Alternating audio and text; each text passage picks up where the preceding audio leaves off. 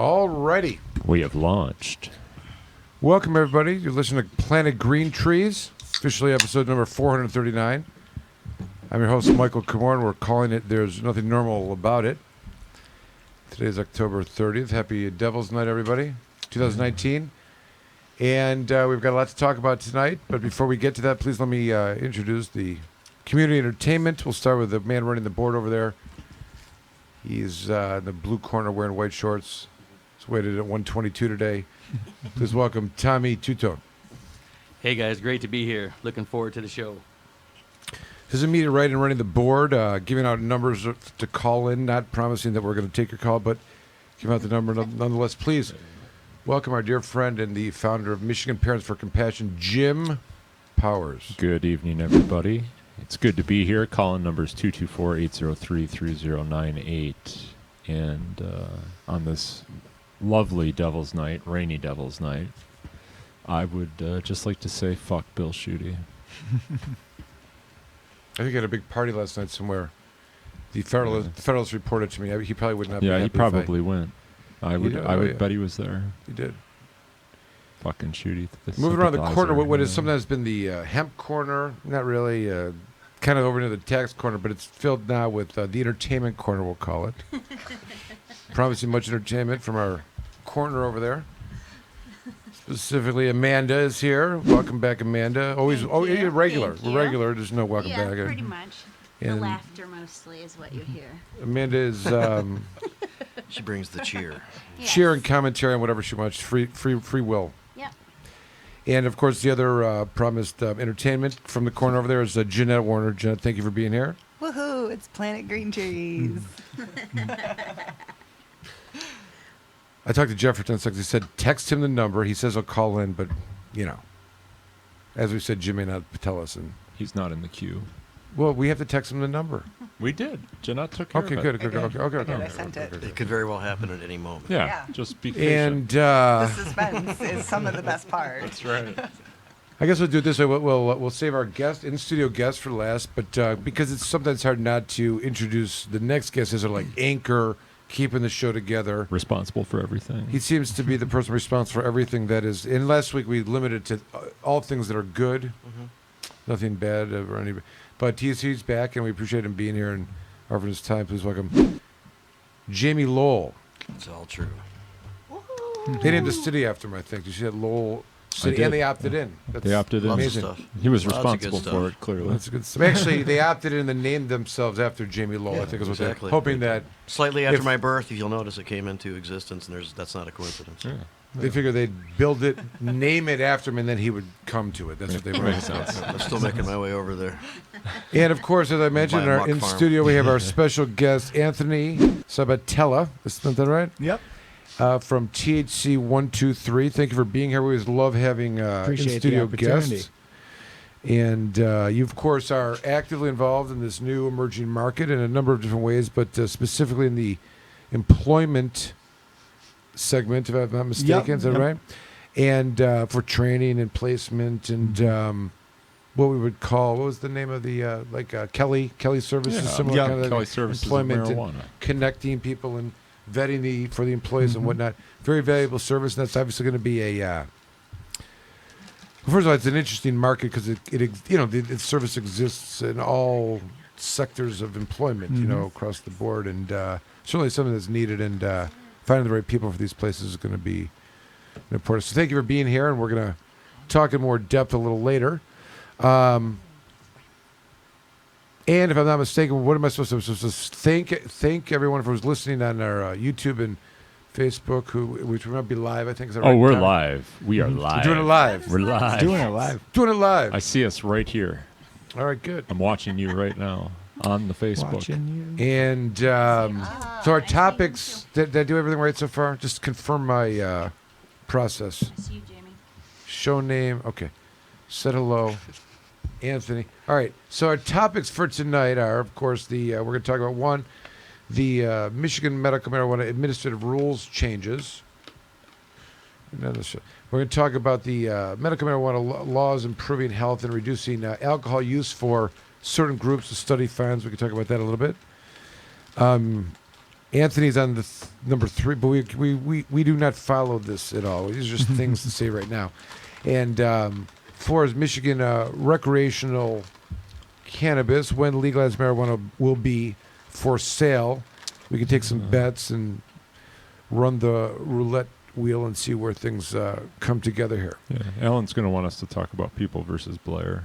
Too, Okay, so. Alan can call in and talk about People versus Blair. I was going to do the 10 Commandments for recreational cannabis use, if that's something that people want to feel like. I think, Give me a couple I think that would be amens. good. Just kidding. Let people know how to behave. Would be Oh, good. this is my material I'm working on. It's like a whole bit. Is but, this, no, okay. is this Michael Komorn or Sarcastic Mike? Would you say? I'll let you know afterwards. All right. So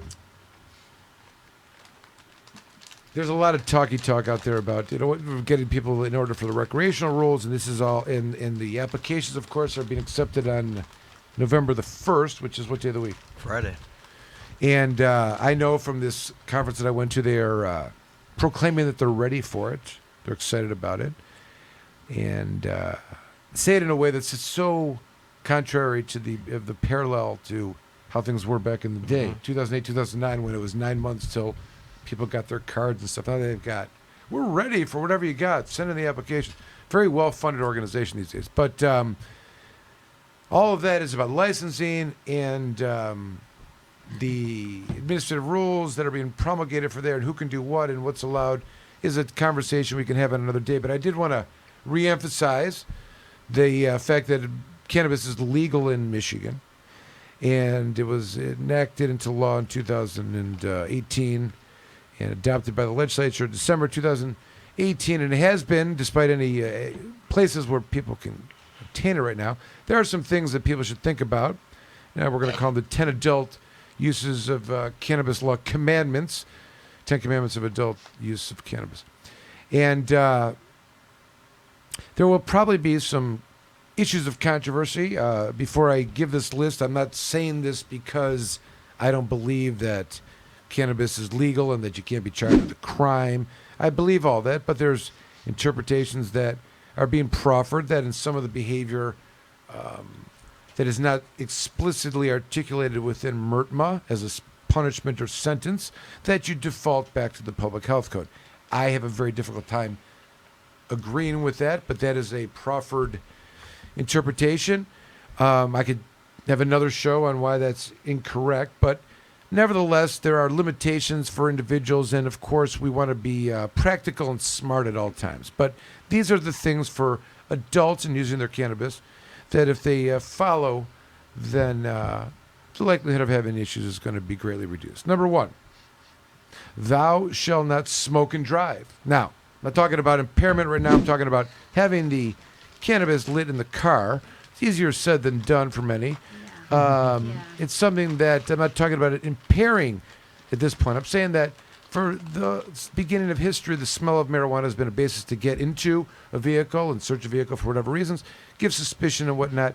It should not be anymore. That could be another show of 4 hours of, well, cannabis is not, smell alone is not probable cause anymore.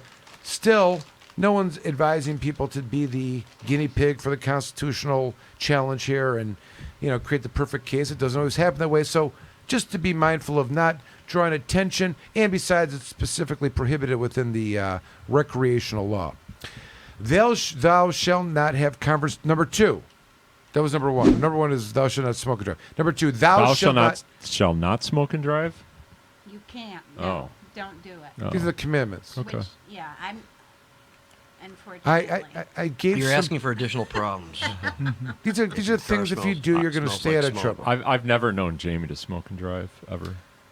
Listen, Yeah. I do it all the time. I did it on the way here. I will do it on the way out of here. Jamie is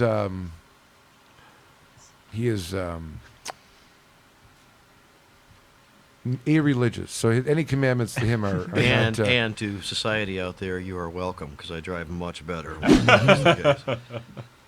and again, I'm not commenting. I gave 9 preferences before that. I said I'm not talking about impairment. I'm I not think you talking are correct. That's asking for trouble. It is. Jamie's a Yeah. I'm just trying troublemaker, to be though. honest. Jamie's as a Yeah. commandment. Do you think a commandment should be No, it's a good- thou shall Drink. smoke Smoke and and drive. drive. No. No, Tim shall. Carefully. Thou may. I mean, I think that would make you more popular with the No, community. no. It's mayest. prohibited. You know, the passengers aren't allowed to smoke. Passengers. Yeah. All right. Next. So, assuming you're not smoking and That was me. driving, That was my former passenger. So I just dropped I him off. identify as a passenger. well, I like the way you think. well, I should say this: that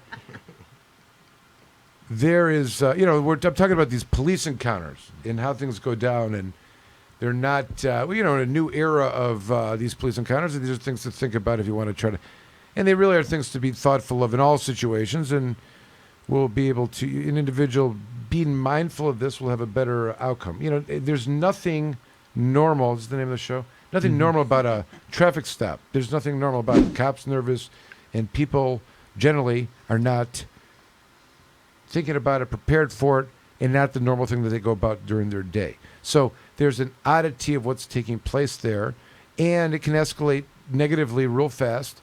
And the things that we're talking about are just ways to avoid the escalation. And, you may have a person on a bad day. They're nervous. You're nervous. Who knows? Okay, so this is all from, for safety purposes. Thou shalt not have conversations with the police. Now, this means that when you're pulled over as a driver, you have certain requirements of what you have to do. Pull over, follow the rules of pulling over, and provide license, proof of insurance, and registration for the vehicle. Beyond that, you have nothing that you have to give them, and I would suggest that you not offer any answers to questions, such as, why I pulled you over? That's not an answer you want to give. That's usually a request for you to make an admission. Everything that you say during that particular encounter is and can and will be used against you. There's no requirement to Mirandize you. You're not technically you're not seized for purposes of Fourth Amendment at that point. An argument could be made that you're not free to leave or whatever, but nevertheless, this is the way the courts have gone on this. Now, every case is different, and I think that the practical approach to things needs to be the major contemplation. But if you are pulled over and you're going through this process and ask questions, it's important that you understand what you are required to do and not required to do. The key words, assuming that you don't want to, if you feel like you're being investigated, it turns from a simple traffic stop to being investigated, is you ask, am I free to leave or am I being detained? And I'm not going to answer any questions unless my lawyer should. My lawyer told me not to answer any questions. To ask you, am I free to leave, officer? I'm not allowed. It's a question. I'm not answering it respectfully, as nicely as you can. But these encounters sometimes, for whatever reasons, can go the wrong way. Again, each case is a decision to be made by the driver. Sometimes being practical is the best approach. You may not need to be a constitutional challenger of this event while it's taking place, and a couple, responses that are not, immediately confrontational may get you through the traffic encounter and on your way. So to recap, Don't talk to the police. don't have conversations with them. Same thing. 3, thou shalt not smoke as a passenger in a car. Jamie. I say that not That's a because I double believe that is somehow, thing. but it is a prohibition within the MRTMA. Now, the I find him a better passenger like that as well. there was a recent case that was actually quite profound in Michigan criminal law where they did not have a right to search the passenger's bag. Without probable cause. Yeah. Just by being in the vehicle, there was a separate. It was kind of not. Is that the case Alan wants to talk about? No, this is a different case. This one is just as interesting. Number 3, thou shalt not smoke as a passenger in the car. It doesn't say anything about vaping or food. Thou shalt not gift to those under the age of 21. Yeah. The cutoff and limitation for That's a good one. adult recreational use. To wit, it proclaims that That's our recreational laws obvious one. intended to protect those individuals. Yeah. Do not transfer to anyone under the age of 21. In fact, the not that this is the show that we're talking about, the licensing limitations for the recreational licenses in the area of prior convictions, unlike the MMFLA, which has any felonies and misdemeanors within a certain period of time. MRTMA has one preclusion crime that will prevent you, and that is selling marijuana to minors. I've never represented anyone in that crime in 26 years, but stay away from them. It's not a good idea. Thou shalt not grow more than 12 plants in a visible area. Yeah. Okay, unlike the MMA, which at its first round of amendments, I think 2013, if there was some people had uncertainty whether you could grow outside or not. The legislature amended the law to include a definition for growing outside, which involved the visibility of the next door neighbor at ground level. The recreational law, the way it's written, does not account for the same ground level access, I think even being above and around anywhere visible. So it begs the question of whether the top has to be on it. I say if you're growing outside, you got a top on it, you're growing inside. But there's an issue that is prevalent throughout the rules, which is the publicness of it and neighborhoody and visible to others as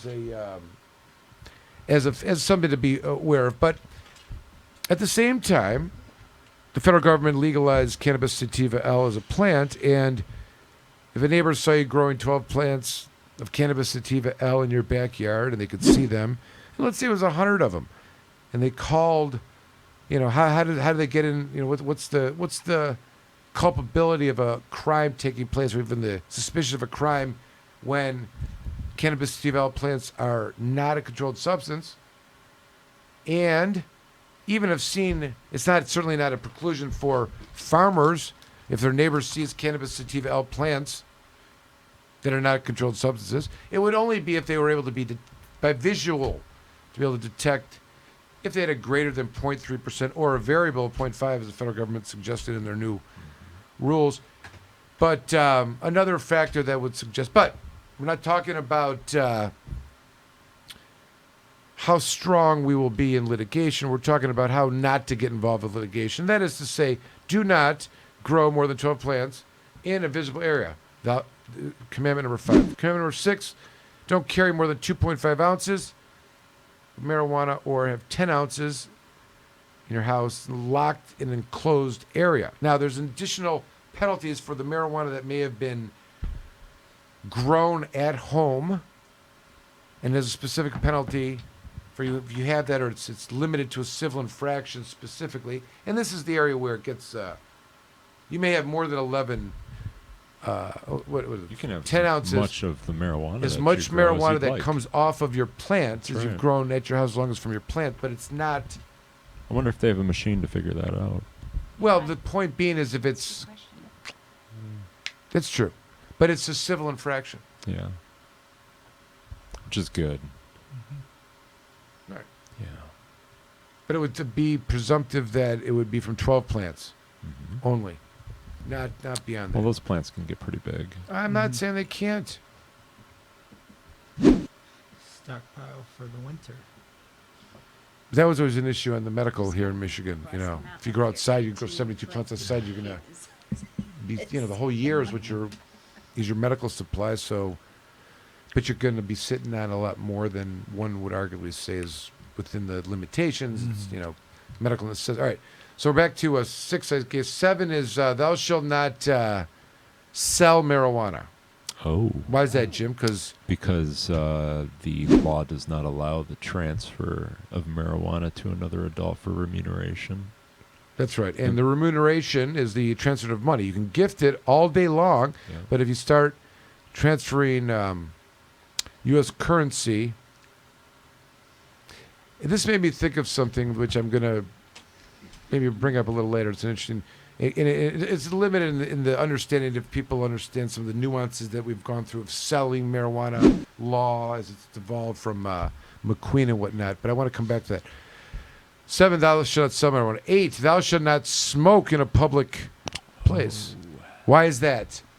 Because it's explicitly prohibited. What's the penalty? Well, ticket. we'd like it to be $100 It's supposed to be fine. $100 civil infraction, but there's some question about that. So There's a can't lot of count on question that. about it. Right. This would be the example of why I'm reading the Ten Commandments of how to stay out of trouble, because there's some talk out there and interpretations that are being proffered that crimes such as this, smoking in public, you're allowed to smoke, can't smoke in public. It says that, but it does not have a specific penalty associated with it. That's right. The argument has been that it defaults to the Public Health Code, and quoting Paul Bernier from the Livonia City Attorney's Office, former Wayne County prosecutor and on the Attorney General's legal marijuana group, proclaimed that, what would I charge that individual with if I saw him smoking in Hart Plaza? Would it be the use of marijuana or possession of marijuana? I would say neither. What sadistic person would think like that? This is a civil infraction. What part about this law is intended to legalize marijuana for the adults 21 years of age or older? It's to stop arresting people over the age of 21. I can't believe a prosecutor from Livonia said that. That's pretty impressive. If they get it, everybody should get it. They're woke. Yeah. What's I guess number 8? so. What's the 8th commandment? I don't know. Are you Don't gonna smoke tell in me? public. Yeah. Oh yeah. Sorry. I 9. thought we were on 8.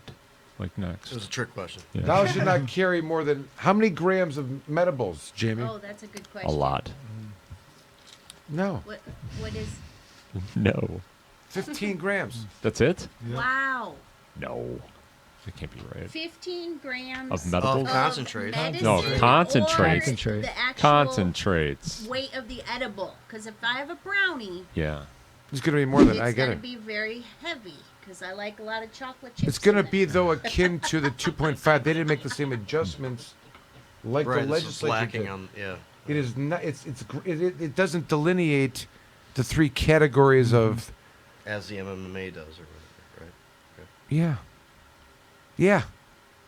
And I would say that because of that, They'll probably piggyback on that at some point. it's a problem. Right. It's a problem. I would suggest that. I would think that they're going to amend it Well, they're going to amend the to shit out of improve it. Yeah. sales, right, in recreational markets. That's right. Because like that's Eliminate the the only home thing we have to grow. So that'll clear its way. Yeah. All right, Chipping away. and then number 10, which is like a. Is the rant too long so far? The No, you're number good. 10 is thou should not operate while impaired. Now, Yeah, that's I don't know if that's a real thing or It not. is. I'll But agree that with is a that. Michigan State prohibition. Police says that it isn't. That is a prohibition within Michigan law and the recreational law that says you can't drive while impaired Yes. by marijuana. Now, And some new users, I would Yeah, argue, could be absolutely. absolutely too Absolutely. impaired to drive. I But have had enough marijuana where I should right, not drive. prove it the I've been old-fashioned way. impaired. Prove Yeah. bad driving and prove it was due to marijuana. Mhm. That's how you do that one. so what's important about this is that this is the law. You can't operate while impaired. The law is no longer, by way of, in virtue of the recreational MRTMA, I'm calling it, it overrides the previous law, which is the zero tolerance. Up until the passage of this law, individuals could be convicted of a crime that is the same penalty, same licensing sanctions, same number of points as a drunk driving of a equivalent of a 0.20 or of alcohol in your system. People would recognize being extremely, a higher level of Wasted. alcohol. Yeah. And that would be if an individual had 1 nanogram or 10 nanograms. And the operative element is any presence of the THC. Now, this is the law. It has been the law and continue to be the law, along with the law that was overruled in 2008, which is the carboxy THC. The Yeah. metabolite for a while was a controlled substance, and only in 2008, That was much worse. in a case called Derer, if someone had no active THC, they could still convict you of. Yes. Okay, so that stopped, and now we have the THC. Now, So it got better. before the no, that's not true. After the passage of the recreational, and even with the it being on the ballot and whatnot, the Michigan legislature had funded a group of people and investigators to try to determine if there was a per se number that should be adopted within the legislature for impairment. And I'm not talking right now about the swab testing. That's another comedy show that we can do at another time. But this is about this very specific issue, and one that has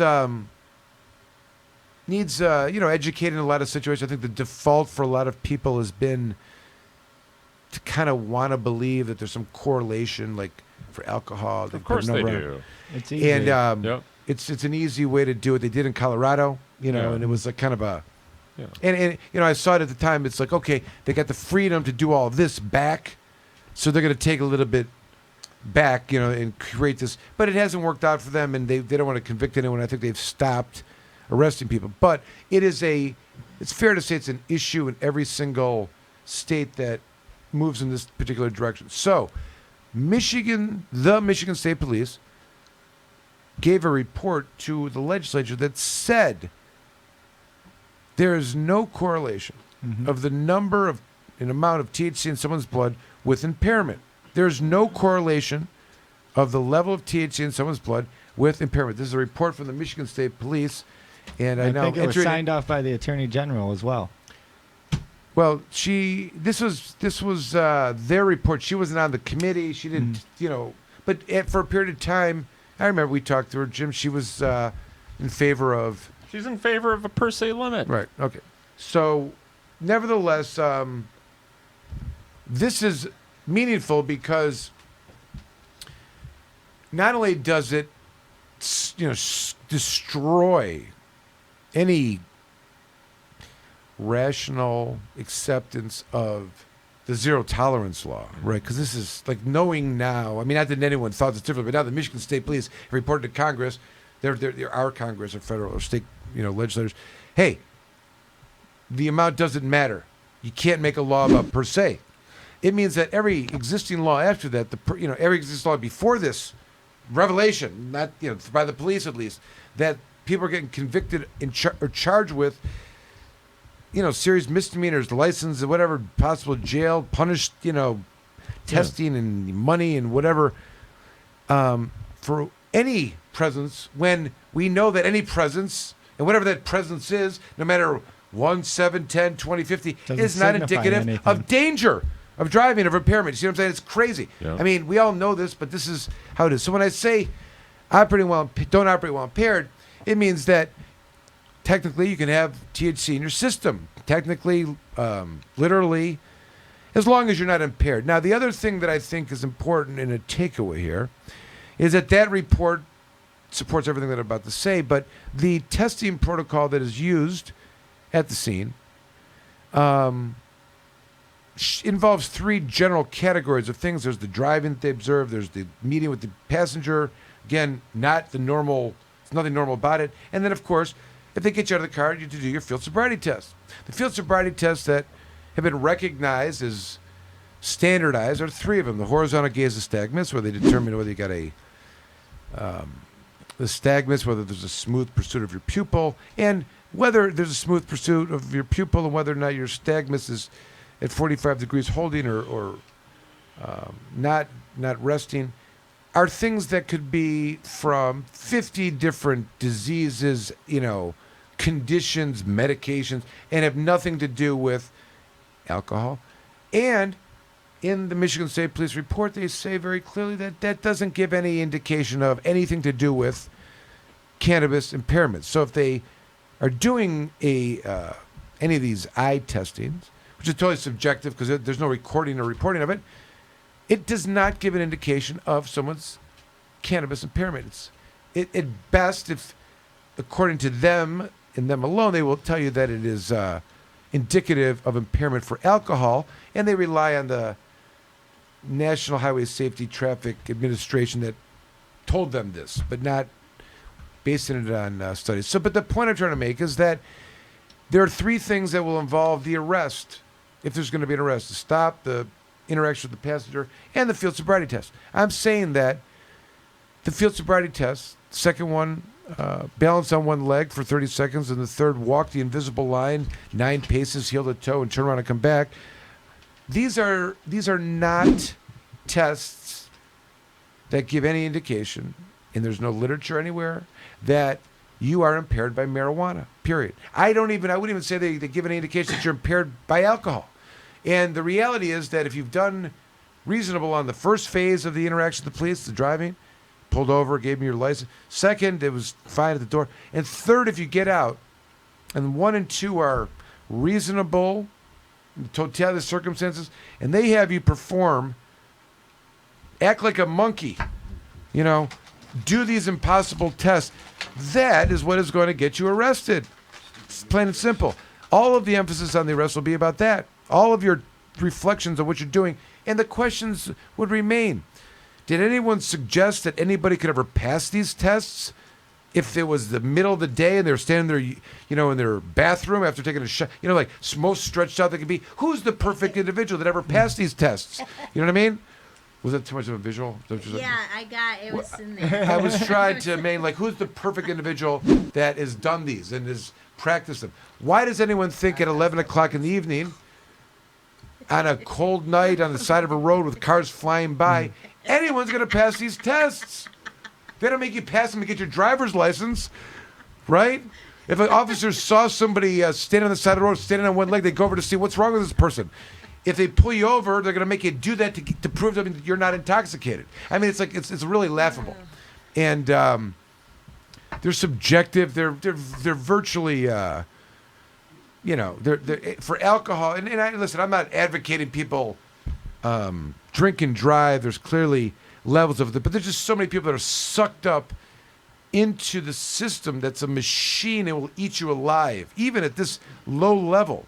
This stuff once they have you in this theater in your blood, you're testing, they got, what are you doing? I sat today and watched, okay, so let me just finish on this. The operating while impaired. So my advice is don't operate while impaired. And if in a traffic stop and you're asked to get out of the car to do field sobriety tests, my advice is don't take them. Tell them, I'm not going to take those. My lawyer told me not to take them, told me not to answer any questions and give you any evidence, and I'd like to call my lawyer. Now, as I said, practical decisions are usually best. However, if they're asked to get out of the car to do some tests, there is a determination that is going to be made of whether you're impaired or not. And the evidence that they're using to get you out of the car are the two things I mentioned. The thing that's going to decide for them is going to be these tests. And if you think you're going to swing it for the first time ever, they don't give you 2 tries at it. You know what I mean? It's like, it's like, and there's at least 10 or 8 on each of the tests that are indicators that they're looking for. Yeah. And they're counting. You missed 2 here, but maybe past 6. Missed 2 here, past 8. They're looking for those numbers and ignoring. We're set up to fail. That's my point. Who thinks you could pass these tests? With marijuana, once they have you out of the car, they're not even indicative of that. No, and they've already made their determination. You're going to go to jail and you're going to have your blood drawn. Right. You're going to refuse. Yep. They're going to listen. Those things are not illegal. It's not illegal to refuse to take them. Mm-hmm. The PBT at the scene, the breathalyzer, the preliminary breath test at the scene, it's not illegal. It's a civil infraction. The swab testing, not illegal. It's a civil infraction. If you're arrested or taken back to the station and you've been arrested, the law says you have to consent if you're requested to do a data master test at the station. If you refuse that, they'll get a warrant to get your blood, and they will suspend your license for 6 months or a year, depending on if you have any priors on that. Now, in driving cases involving allegations of impairment of drugs or whatnot, they don't care about your breath. They may offer that to you, but they usually are interested in getting blood in the same circumstances. If they've been arrested for impairment and you are read your rights that they're supposed to read you've been arrested for impairment of drugs, and you have to consent to a blood test, you're entitled to some other independent test at your own choosing, they're still going to get a warrant. So it's not illegal and you have no liability for refusing the field sobriety test. They may arrest you, that's liability, but you're not subject to any kind of sanctions. If, however, they arrest you and want to draw blood and ask you to, after reading your rights, you have to decide if you're going to let them or refuse and be subject to licensing sanctions. If they get blood, the number of THC in your blood on that piece of paper is irrelevant because the state police said so.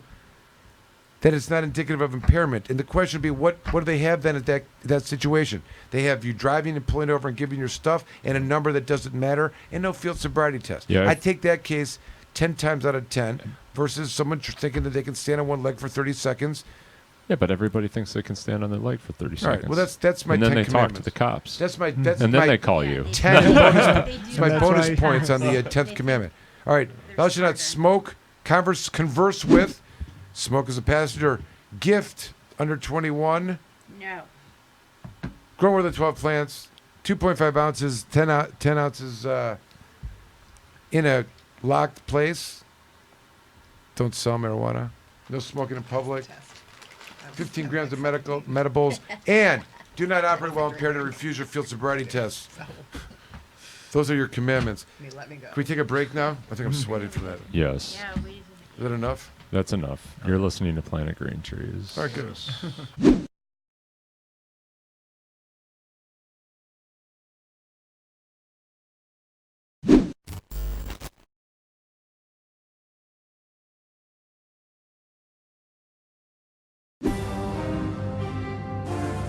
Komorn Law. Michael Komorn is one of the top attorneys in Michigan that has experience and dedication in criminal defense law.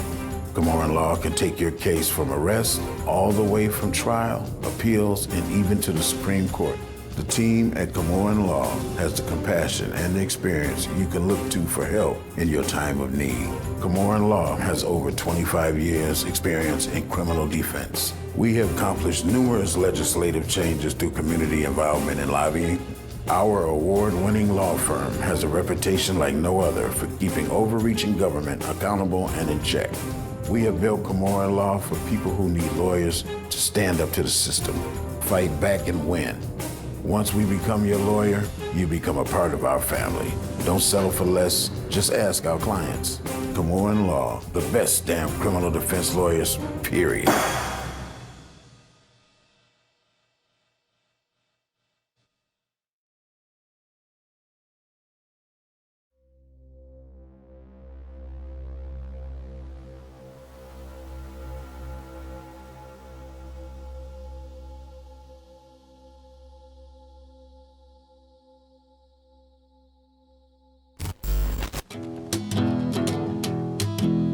It ain't fair, John Sinclair, in the stir for breathing air.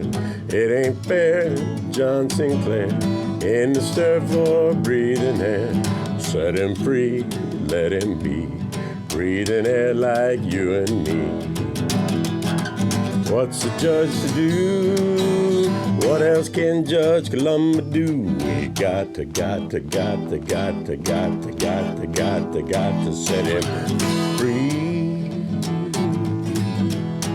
This whole place went nuts.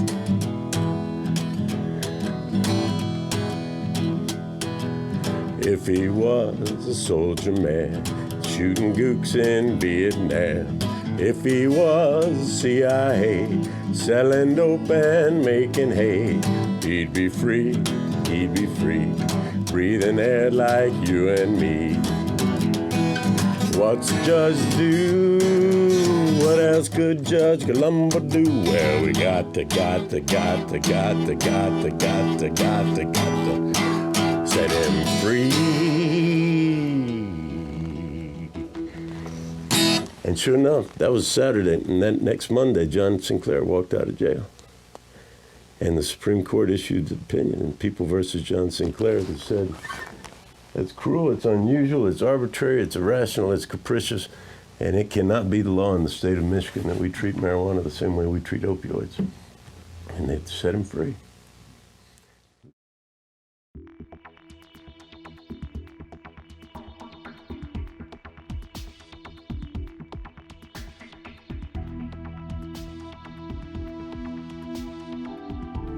Hi, I'm Jeff Frazier. I'm one of the attorneys at Komorn Law in Michigan.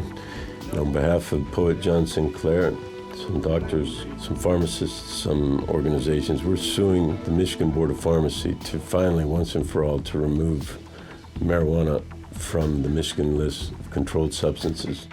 John Sinclair was and is a poet, haute provocateur and adamant opponent and protester against America's involvement in the Vietnam War and all the bombings. He was organized together with Abby Hoffman and Jerry Rubin and the Black Panthers guys. And, he organized against the war, and in his words, we were protesting the war and we were advocating for the legalization of marijuana, all the while smoking vast quantities of it. We ought to do something about finally getting this plant off of the controlled substances list. We have law where the state of Michigan is licensing the medical use of marijuana. At the same time, it says under the Board of Pharmacy says under the Controlled Substances Act that it is still a controlled substance. And not only is it still a controlled substance, it's still a Schedule I controlled substance. And being Schedule I controlled substance means that it is contraband per se, and that its mere presence is evidence of a crime, and it justifies the raids. Michigan State Police spend 40% of their resources going after marijuana that is allowed for medical use, is licensed by the state, is now been voted into law by the people of this state to be legal for adult use. And yet it's still 40% of the police budget, still 40% of the prosecutor's daily load, it's still 40% of the Michigan State Police Crime Lab daily load. And it's still Schedule I, which justifies the stops, the searches, the seizures, and more importantly, the raids. And that means men with AR-15s and ski masks going in where men, women, and children and dogs and grandparents, are quietly sitting there watching TV. And because the neighbor complained of the smell of marijuana coming from a basement window, these patients or caregivers and now any citizen in the state is allowed to grow. The continued placement of marijuana on the Michigan State list of controlled substances is just simply absurd. Hopefully we'll get our hearing. If not, then we'll fight it out in the Court of Appeals and ultimately back to the Supreme Court that originally spoke in the case of John Sinclair back in 1971. It's time for, this absurdity that has forever lived at the heart of the drug war to be done with. And the way to do that is to take marijuana off the controlled substances list altogether. It's no longer to be policed. It's to be regulated.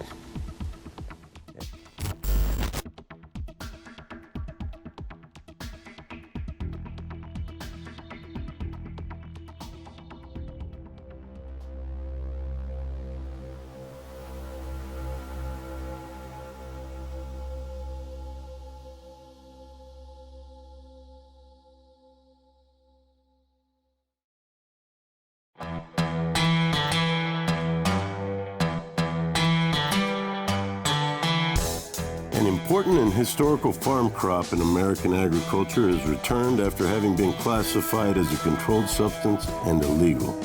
On December 20th, 2018, the President signed the Farm Bill, also known as the Agriculture Improvement Act of 2018, into law. The signing of the act was great news for the hemp industry, which amended the definition of marijuana in the Federal Controlled Substances Act. Hemp is now defined as the plant, Cannabis sativa L, and any part of the plant, growing or not, with less than 0.3% THC concentration on a dry basis. The plant itself is no longer a controlled substance. Hemp is one of the most versatile plants on earth. From clothing, fiber, paper, building materials, hempcrete, biofuels, CBD, and medical uses, it has been a part of America's industry for over 200 years. Even the United States Constitution was drafted on hemp paper. The time is now. If you're thinking of getting in the farming or processing of hemp, contact our global experts, legal, and consultation teams to make sure that you're on the right road when you venture into the new hemp industrial revolution. Michigan Hemp Industries has been a leader and advocate for the return of the hemp industry, so come be a part of the new revolution in agriculture in Michigan.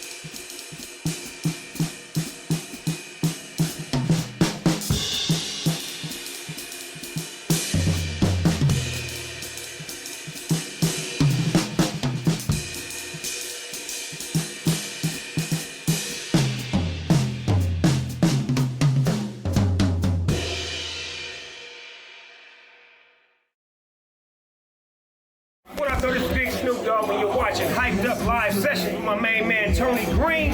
And that's right, tell him Big Snoop Dogg sent you. We looking for all that new talent in the Detroit area. Let's go, D.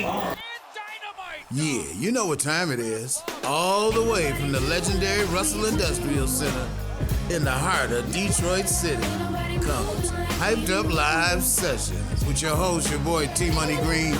We've created a show to bring the very best talent from Detroit, from around the world, to you sitting on your couch. It's like a couch concert, baby, as you never experienced before. You could be the next artist to perform on a Hyped Up Live stage. I know Detroit, I know the music in Detroit, and I gotta do it. You know me, or if you don't know, check it out. From the Dramatics to George Clinton to Snoop Dogg. If I said I'm bringing you the very best, I'm bringing you the very best in entertainment. Hyped Up Live Sessions, the way we wish you would experience Detroit music. Couch concerts coming up.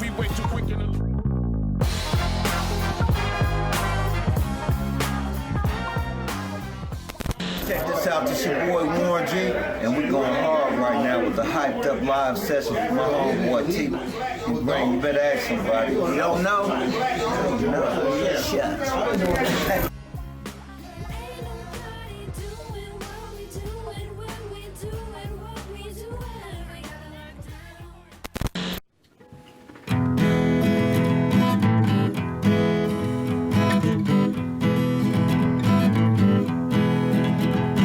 I was upper middle class, I had a yard of carpet grass. Worked backhoe 9 to 5 and paid my union dues. But the chef came one day and he took it all away. Left me without anything to lose. They forfeited my car, they found some sugar in a jar. Told me it was probably suspicion of a crime. The other day I saw it being driven by the law, and them boys in back was gonna do some time. Well, forfeiture today, Lord, what a funny way to pay. Keep the peace so all our kids can go outside and play, without a cotton picking thing to lose. I got the deep East Texas task force blues.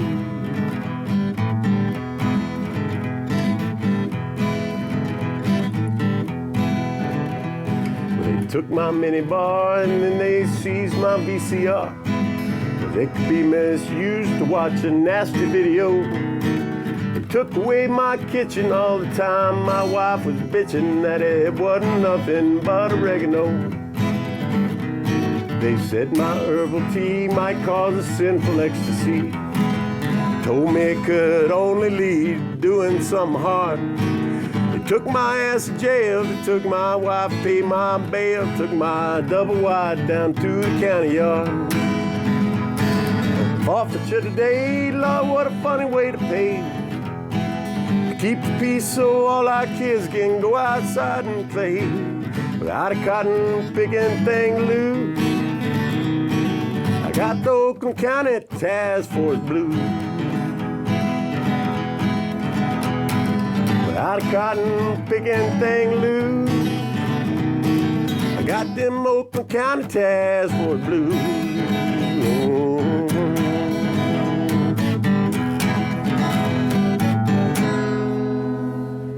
Yeah.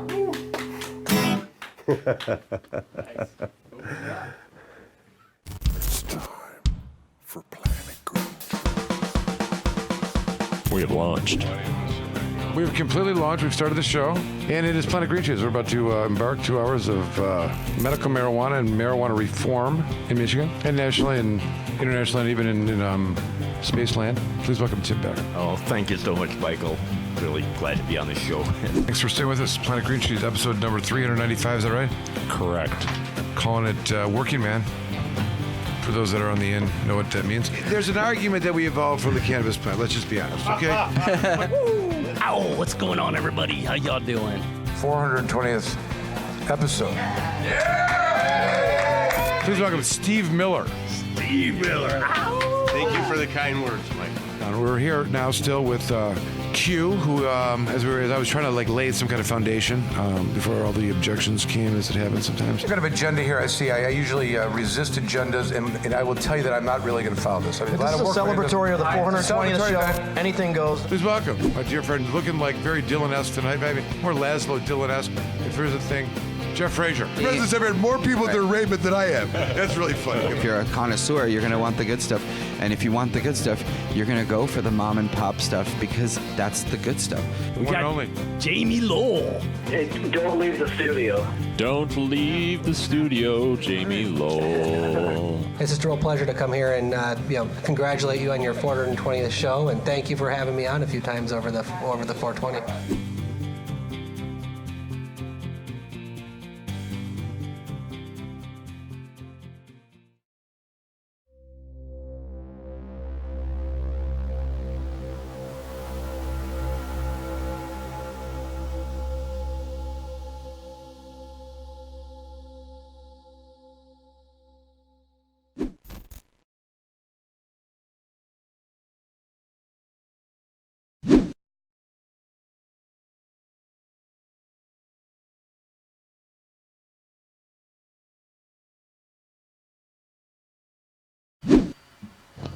Alrighty.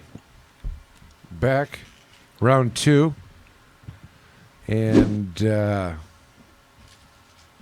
moving around the agenda here. I did want to, Anthony's here. I want to get to that in a second. Let's do that right now because I'll come back to my other topic here. Anthony, thank you for being here. I know we were talking a little bit outside about some of the spaces that you are engaging in here. You mentioned employment is one, insurance is the other, and the third was payroll and HR outsourcing. Payroll and HR outsourcing. Explain why you were interested in getting involved in that, and what kind of how it's been going for you so far. Awesome. Yeah. No.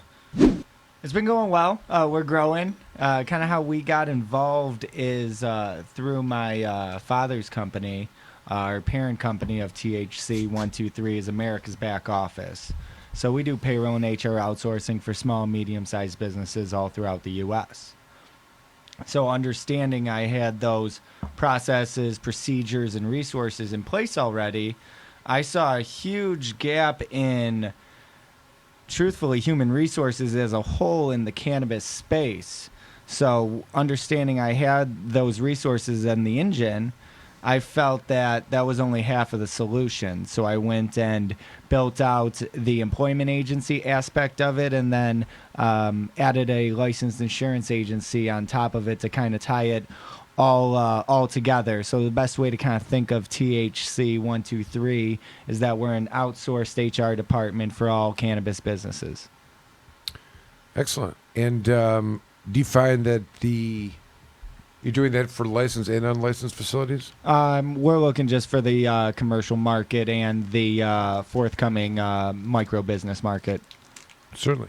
And what's been the feedback so far from some of the licensed facilities? Are they interested? Do you find yourself getting hired, contracted for, or do you think it's something that still requires, it's still adjusting as to its needs? It's a little bit of all things considered. I think it's more dependent on the life cycle of the client. Where are they at in the process? Are they still in the licensing phase? Are they in operations? Are they in build out? Are they already operational and they're just looking to expand? Depending on all those different variances, we have a different model for each. Talk a little bit about the insurance that you offer. This has always been I mean, it's been an issue, I think. I know there's a few, I've heard some bad stories of people that have been insured grows or insured certain circumstances where the caregiver, because it would only be caregivers, not licensed, state licensed for commercial activity. So there's a difference there. But I heard no good stories from any caregivers who made a claim on their insurance policy. They got and were actually, given the some kind of payout on the right. claim, because the carrier is going to take a look at it, and depending on the forms in the insurance policy that you bind, because that is just a licensed agreement with that insurance carrier, there's a thing called morality clause. So they'll look at that and say, oh, what you were doing is still federally legal, therefore it is morally against what we stand in, and we will not pay out that claim. That's where nowadays we have seen, those horror stories, and you need to find those different carriers who don't have those types of exclusions. They actually have, cannabis type endorsements to add on that specifically and explicitly state that, they are comfortable insuring a cannabis facility. They're comfortable insuring this risk as long as these requirements are met. They can maintain a state license, etc., and so on. Well, that's exactly it. I think what is morality clause or not, they like as it goes with insurance, they're either going to honor the claim or they're going to deny the claim, and then they're going to have to sue them or whatever. And you're not going to get, and if it's in federal court, you're going to have a problem with it. But usually there's underwriting in the insurance industry, which would be one of the issues. Usually the underwriting's got to, some form of due diligence, but regulated in some capacity. The insurance industry's got, generally speaking, has lots of rules and regulations like other industries, and they're not happy for whatever. Some of the like health insurance companies are, transitioning and all the things that are taking place, what kind of policy they can offer. But who would be the underwriters? If I know it's investors, is it private investors?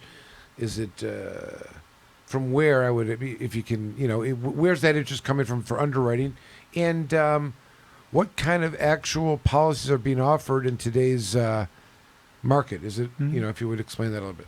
Yeah, absolutely. Well, still by state statute, workers' compensation is needed for all of these licensed businesses. As long as you have more than one employee, you have to maintain that coverage. You can get that coverage through two different areas, either the assigned risk pool in the state of Michigan, or you can get it in the voluntary market through different private insurers. Companies are going to need general liability insurance. They're as part of the MMFLA license. As a license holder, you need to maintain at least $100,000 in product liability coverage. If let's say you're a secure transporter, you definitely have to have auto coverage on your fleet of cars. So going in all those different directions, there's different ancillary insurances that you can get in addition to some of the ones that I've named, but property insurance as well. Got to make sure your building's covered. What about events? I mean, without cannabis being there, there's insurance that's required for, like the the temporary art events. fair. Yeah, I mean, just put aside the marijuana. That insurance is required. The city's going to expect it, in some kind. They may even insurance may even charge more won't depend on the type of entertainment or music, right? Like they got to be careful about rap. I mean, for some reason that like draws more. They say, it could promote violence, which is just a crock. I'm not saying that I agree or think that is a thing, but insurance companies will, how you frame it on the application or whatever, is something that will impact whether insurance is gathered or not. Do you see, or is there coverage out there for that for what we're going to be talking about as being these like, events that are taking place where cannabis is sold and being consumed? Yeah. There's different coverages out there. Understanding banking, financial, and insurance are some of the most conservative groups out there, and definitely fair weather friends at best, they're slow to change. There's different carriers taking a look at this industry, getting in day by day. I've had a few conversations with a few different underwriters and different MGAs and look to get different programs set up. Most importantly, I was looking to create a program specific for marijuana micro businesses and also tailored towards those different type of consumption lounges and temporary events. I feel that it's a very underserved market, and if an insurance carrier really gets in front of that market, they can really look to create a monopoly. Right, because we're talking about some of the things you mentioned are dealing with the employee, right? Mhm. Like, 100%. insurance and things that are going to be, and I think because it's all state licensed, the negative stigma that prevents it from happening is certainly, meaning, nobody's going to, no insurance underwriters were going to get involved unless it was like this, right? Mhm. And, but really the question is like, what are we talking about? What is that's being insured? Is it like you're gonna, and that's really the question, because you're talking about like employment insurance and maybe even healthcare, right? Could be policies that exist for employees and things like that. Not necessarily new areas that aren't really spoken of or covered. Like there maybe have never there's insurance that a bar would have that's serving liquor that they would have to have for the place. There probably has not been the same thought of it carved out for the same for the social use or at an event place. What are they going to insure? You know what I mean? If someone, Yeah, they'd if look someone's at it taking like a bunch dram of pills, coverage. let's say, and they smoke cannabis there at this concert and walk out and fall and hit their head or something like that. Is it? I mean, to what extent? What kind of liability are we talking about? Right? Is it slip and fall? Is it, is the event promoter going to want to have liability for people that, that's going to cover them for? Of course, they're going to want to. Like any Yeah, other and I thing, think through the ticketing process, they need to look to have indemnification and hold harmless agreements on the back of that ticket, to look to offset any of that kind of liability. Well, if there's no insurance companies that are offering this service, it's hard to negotiate. Yeah, they're Yeah. out there. But They I just get to pick their price, Sure. and that's kind of where the market is. I've seen these different type of coverages supposed to just cost a couple $100, and now, that number's 8 times, 10 times because, the C word was mentioned, cannabis. Right.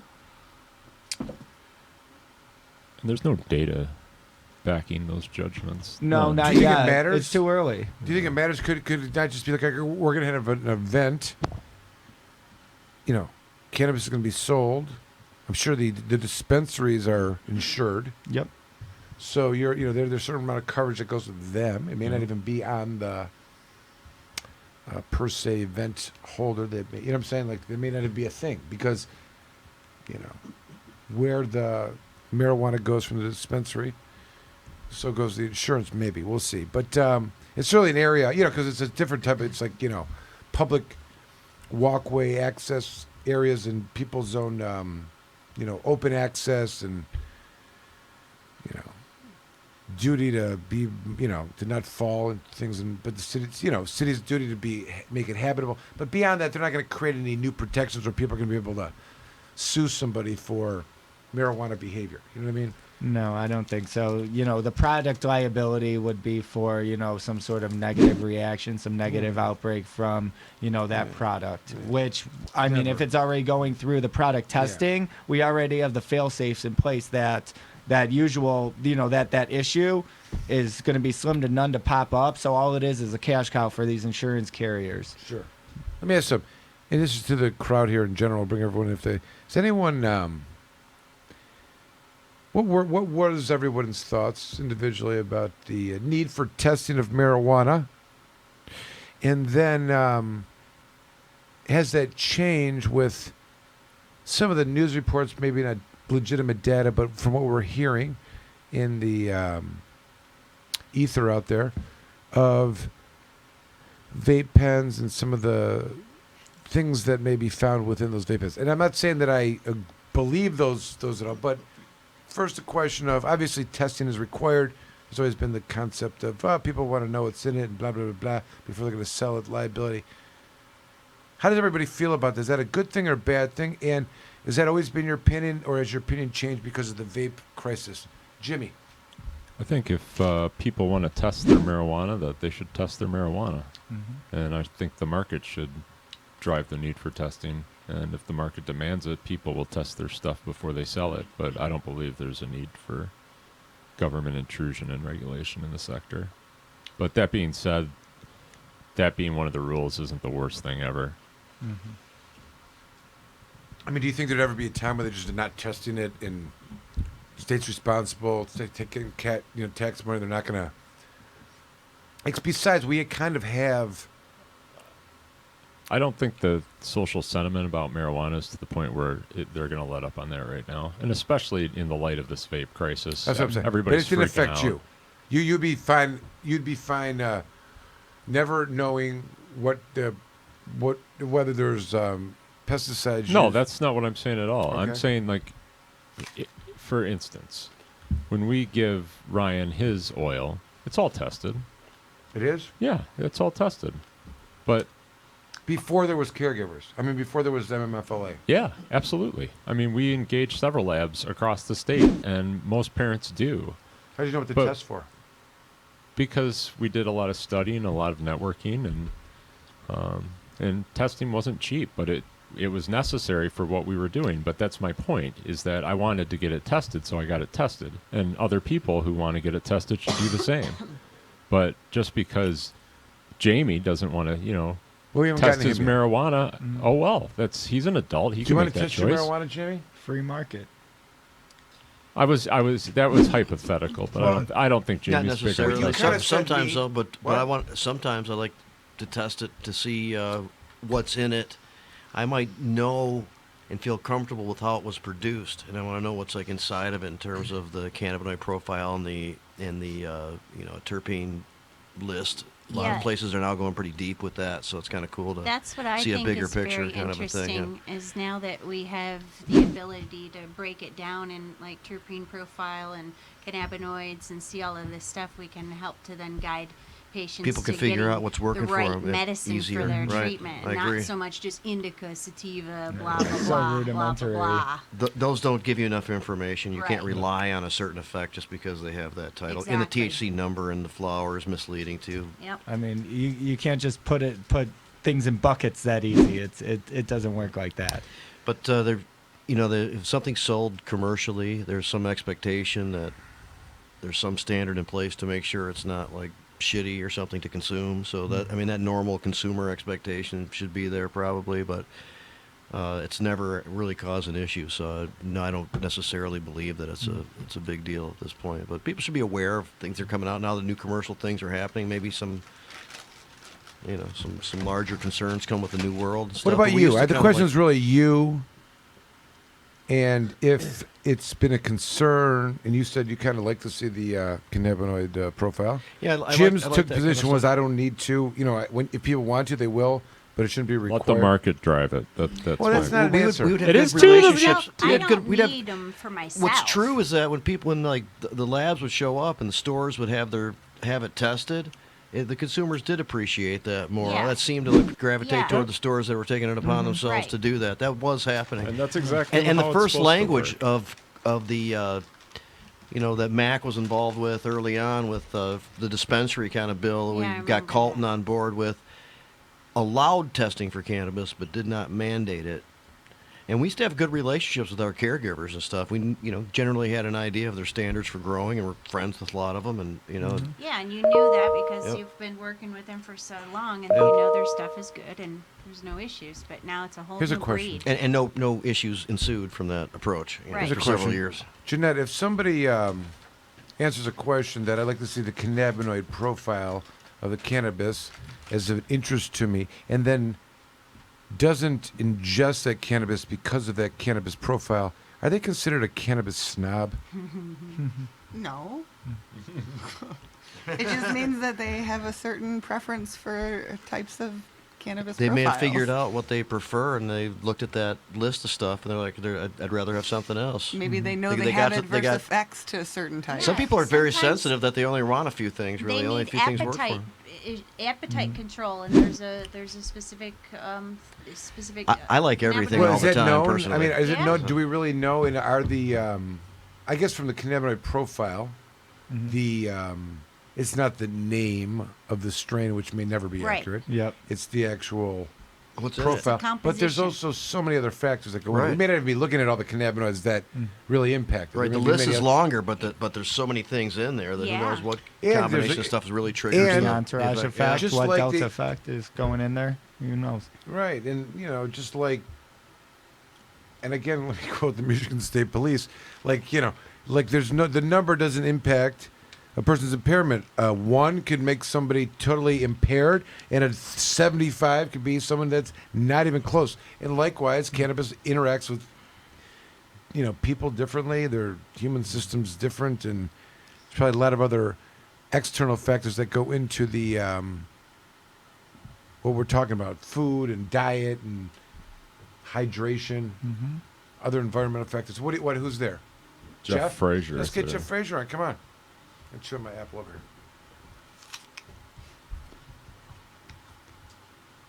Hello, everybody. Call the cannabis snob. This is your cannabis snob from Panama, calling from an undisclosed location. Friendly neighborhood cannabis snob from Panama. Is that what I hear?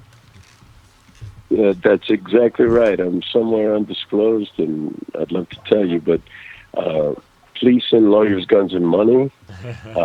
Thank you for having Jeanette there. It's wonderful to know where she is, and I love you and I miss you. Great show so far. Hello to the folk from Uno Dos Tres. Hey, how you doing?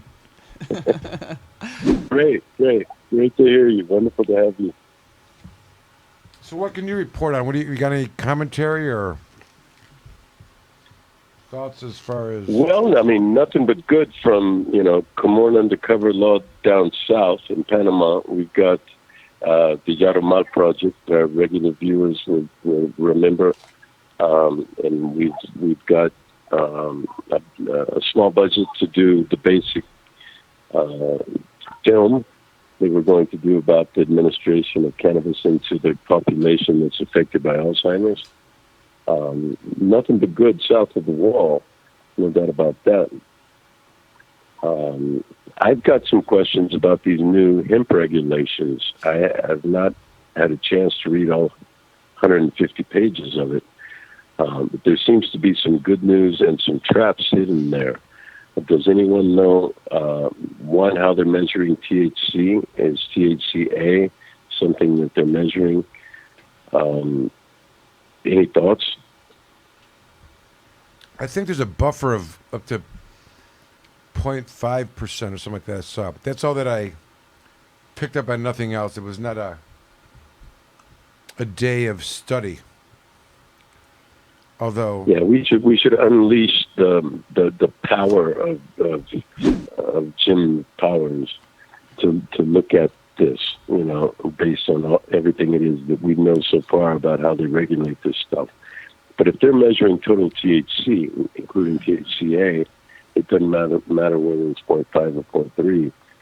We've got some sorting out to do, let's think. oh yeah. These are all temporary. We'll see. There's going to be a lot of confusion, and probably a lot of litigation. Oh, I know who's uniquely qualified to do that. That would be Madam Komorn. Remind me to tell you the story of the marijuana law section conference where there was 220 lawyers in an audience craving rules. Wanting rules. Craving rules? Give us That rules sounds so like- we can practice law. Tell us more laws that we can go out there and practice law. Rules, and do not be outside of it, because we want to be able to advise our clients to be within the rules. It was really like a brainwashing cult, I have to say. Well, one of the lawyers raised his hand and For- said, for- when are they going to go after the black market, they said. He said. That's what they said. And, Jeff, if I didn't tell you this, Andrew Brisbane said something to the effect of, well, the head of the enforcement division is sitting behind you. It looks like he's shooting arrows at you, Mr. Lawyer that just asked that question. And we're not sure. Maybe we want to talk to him. But we've done investigations. We know where they are. We just can't get a prosecutor who wants to spend the money to do this, which is why we've been discussing possibility now. We're going to have some private funded prosecutions of the gray market. Yeah, that was like coming out of the mouth of the director of Lara. Okay? I thought you got a kick out of that. It's like, you can't write that, can you? And I'm going to tell you something. I got to tell you something. 220 lawyers didn't bat an eye. Okay? They were like, okay, that sounds good. They're the bad actors, good actors. Bad actors, good actors. You know what I mean? Social what? Social justice what? Like, it's funny because they all just kind of dropped in, like, more rules. You know, forget what's happened up to this point, but anyhow. Well, just for the record, for those present in the room and those present in various undisclosed locations around the world, you know, eagles don't flock. So it was thank you for being there and speaking up on behalf of, you know, the people that don't buy into what we're being told. It's all right. It's a different world now. You know what I mean? It really is. There's, you know, people are all in on this regulating tax. It's kind of, it is that, and that is what it is. What's the name of the show? And there's nothing normal about it. That's right. it. That's somehow it fit into that. Right. There's That's right. nothing normal about it. There is not. What's the name of the show? So, but yeah. So you know, Anthony's here. He's covering a bunch of topics here. Some of these needs within the employment sector. It's different sectors that have not really been mentioned. We've been talking about insurance, Jeff. You know, they may not be yet. You know, I don't know that we actually found and discussed like the insuring grows yet, and like paying for the plants that may not be. Maybe like fire in the building would be something that, even though it's a cannabis building, they may do something like that. You know what I mean? They have crop insurance now.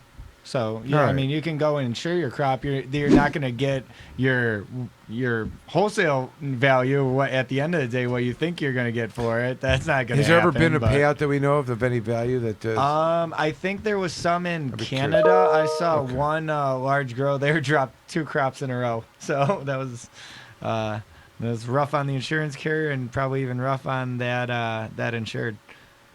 Yeah. It's not the norm right now. There's nothing normal about it.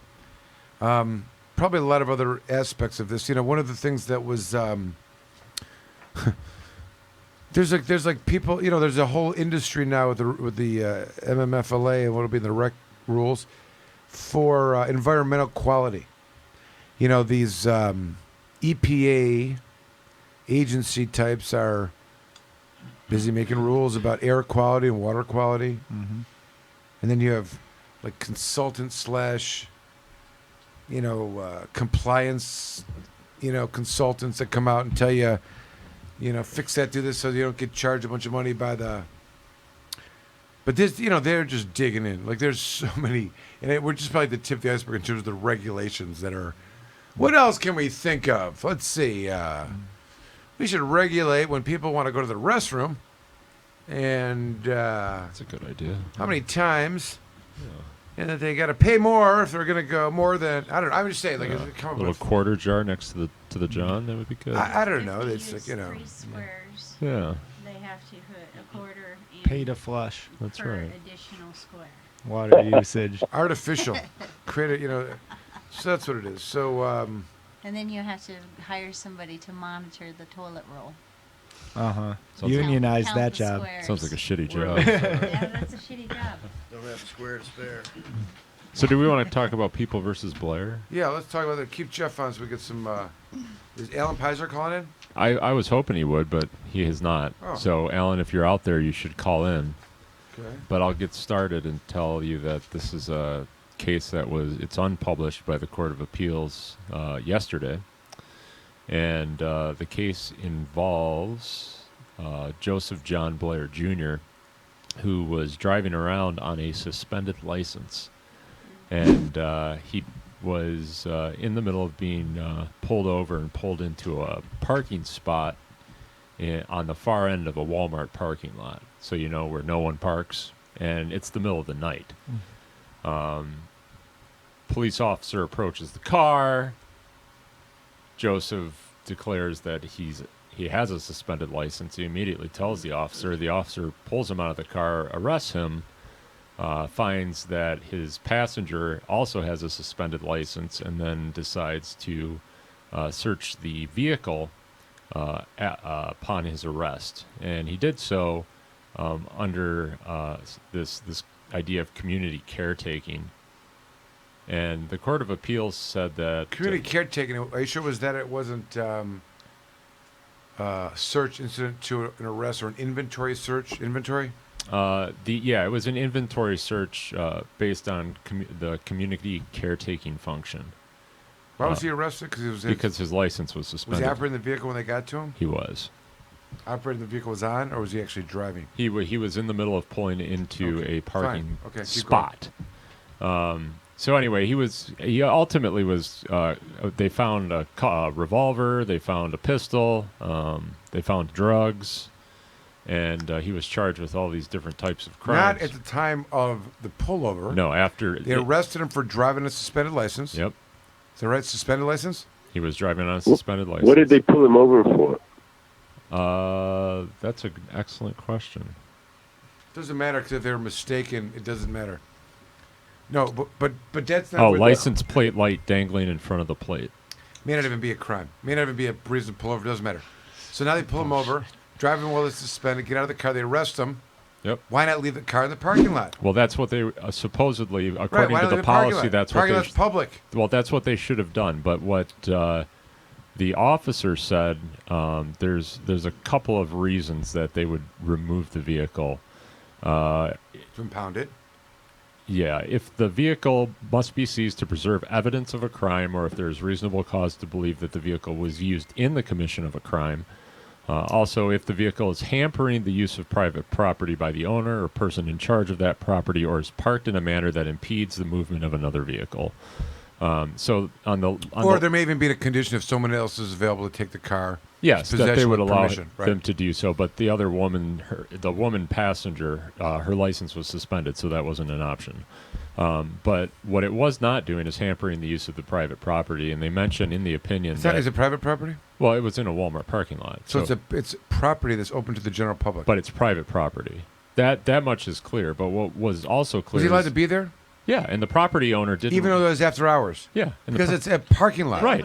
And the property owner never requested that the car be moved, so it obviously wasn't hampering. Even the officer said the parking lot was very empty, quote, unquote.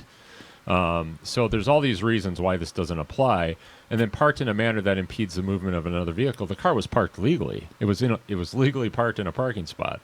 So that only used if the vehicle must be seized to preserve evidence of a crime, which there was no evidence of a crime that the car needed to be seized for. He was driving on a suspended license, and he admitted it immediately when the officer approached him.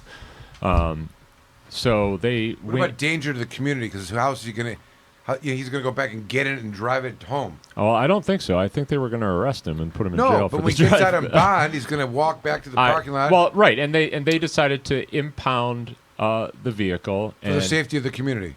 Well, under this idea of it was hampering with the use of the property by the property owner. However, when they impounded it, they also took inventory of it.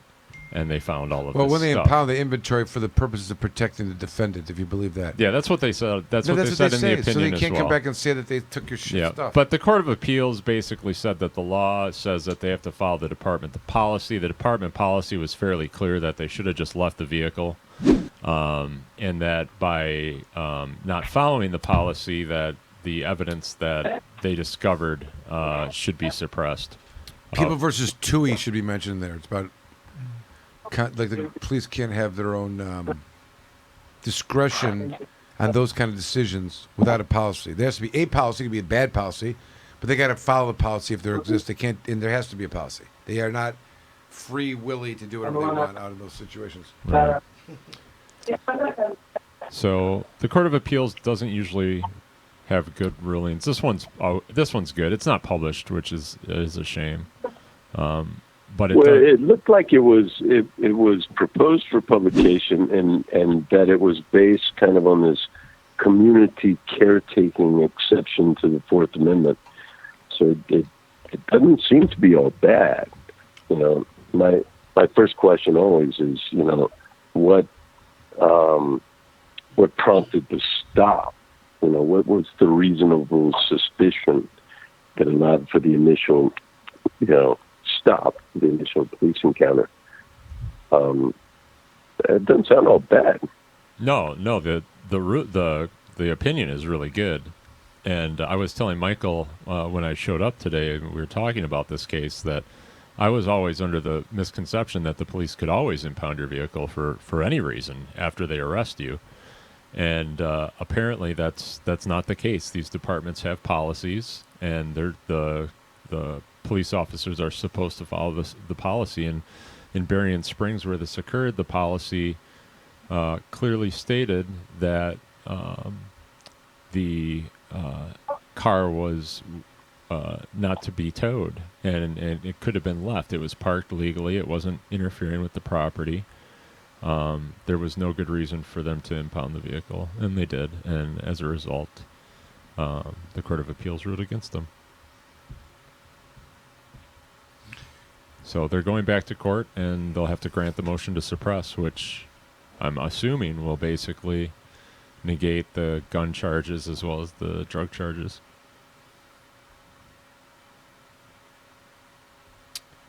All right. I have a new segment. It's called Nobody Ever Thinks of This. And she probably shouldn't. It's a little twisted. So. I'm interested now. The prohibition in the recreational law for remuneration, payment, is in conjunction with the giving or the delivery of marijuana, right? And the question is, if this was if it's true that such an act of money being exchanged for cannabis at any point in time occurs, and this is a violation, and there's no penalty within the MRTMA that reflects it, who is the culpable player? Is the person giving the money? Is the person giving the marijuana? Are they both responsible? Because that doesn't usually happen, right? Because they're both involved with the money. The money's the evil. Now, what's interesting about it is that act would be lawful but for the money. The delivery is lawful. The money is not lawful. Now, let's go back to a point in time in the world where the McQueen case was being litigated. Jamie, you remember this? Mm-hmm. Significant case in Michigan jurisprudence. Isabella County, Mount Pleasant. Started with the Chamberlain opinion, which found that, yeah, they can do all that kind of stuff. Sure. Sounds good to me. Then the Court of Appeals got into it, and they said, well, we're only looking at patient-to-patient sales here. That's all we're looking at. There's a dispute amongst the lawyers about caregiver to patient, caregiver to caregiver. We're only dealing with patient-to-patient sales about money. That's the only we're saying that so long as the transfer doesn't involve money, that delivery is protected. Patient-to-patient transfers are lawful as long as they are without remuneration. So said the Court of Appeals in the McQueen opinion. Kind of interesting. And in fact, Jamie, if you remember, there's a case, People versus Green, that came out that relied on that case and said, well, there's no money involved, and that therefore is protected behavior in this, whatever, the sale, which they later vacated. We know that none of that's true in terms of where Michigan stands on this topic, because the Michigan Supreme Court said, in People versus McQueen, money is not operative in this analysis. It is the delivery, the handing of the marijuana from one person to the other person. Forget money. It is from whom to whom. That is where the issue is resolved, and the money doesn't matter, right? And when you analyze the crime of delivery, money doesn't matter. It's who and whether there was a delivery, giving from one to the other. So, let's say, hypothetically, that this theory of being propagated that the sale of marijuana under MRTMA would pull you out of the protections therein of the civil infraction and thrust you into the public health code for the crime of delivery of marijuana. Now, what's interesting is that the jury instructions for delivery of marijuana are, that the person delivered to another person marijuana, and they knew it was marijuana. Not one peep about money, okay? So it's interesting because the thing that is the violation, the culpable behavior is the money, but the delivery is lawful. Under the public health code, the delivery is what is the crime, independent of the money. So, like you played this thing out, and someone did get defaulted into the public health code. They were charged with delivery. Their defense is, I'm allowed to deliver, right? I mean, I'm allowed to deliver to someone. The law is legal. Well, what about the money? The money's shmoney. I'm here now. That's not an element here. They don't have to prove that I gave money or not here to prove me. It's just whether I delivered it. Exactly, and you're also entitled to intend to deliver it. True. I heard there's a case out on the west side. I learned, when I was out trying to take in information for the 220 lawyers that were being brainwashed, I was told that one of these entrepreneurs, you might say, who was selling candy online and getting a free bag of cannabis, was investigated by some peeps in Berrien County. They did 3 or 4 purchases of candy and bought the candy and got the cannabis, and they arrested this individual and charged him with, ready? What do you think it would be? Take a guess. Delivery? CCE. Oh, my God. Yeah, They doubled, tripled down. Wow. And then they put some money on the roulette table, on. and then went into the 10,000 gaming room over there. Yeah, that's what they did. Is that kind of crazy? Yeah. It's not So that crazy. I say that because that's why we need the 10 Commandments. That's it. You heard my 10 Commandments earlier. Do not drive. Do not I drive. thought they were done doing that shit. Apparently not. I don't know. Who knows? They still go on. I got these cases. Not like but that could be a thing. You could see. I mean, look at if they're talking about privatizing the prosecution of gray market behavior, and the world is being defined as we're all in with tax and regulate, and you're either a good player or a bad player, and that's the mantra. I mean, you know how it's going to be, probably. We knew this was going to happen. But the question is, are they going to felonize it? Well, of course they Berrien are. County. You know what's going to happen? It's going to be county to county, total variables across the board, no consistency. Just like the old days. Yep.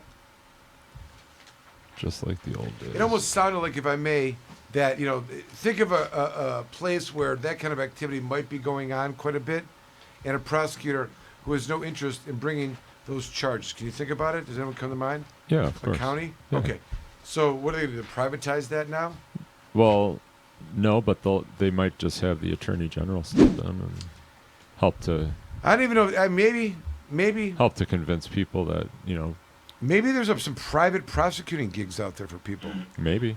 I don't know. I'm a lawyer, and I got brainwashed at the seminar. I'm one of the 220. I'm up for hired. I'll prosecute someone because give me some rules. Yeah, give me some rules. Got to enforce the rules. Thought we were. Maybe we're on the wrong side of this gig, Michael. Yeah. No, it was. One of the things they did talk about, Jeff, you would have liked this. There was a whole session on. Well, let's talk about the possible litigation that's likely to happen over the next couple of years. It was like one of those. That was kind of enjoyable. You know what I mean?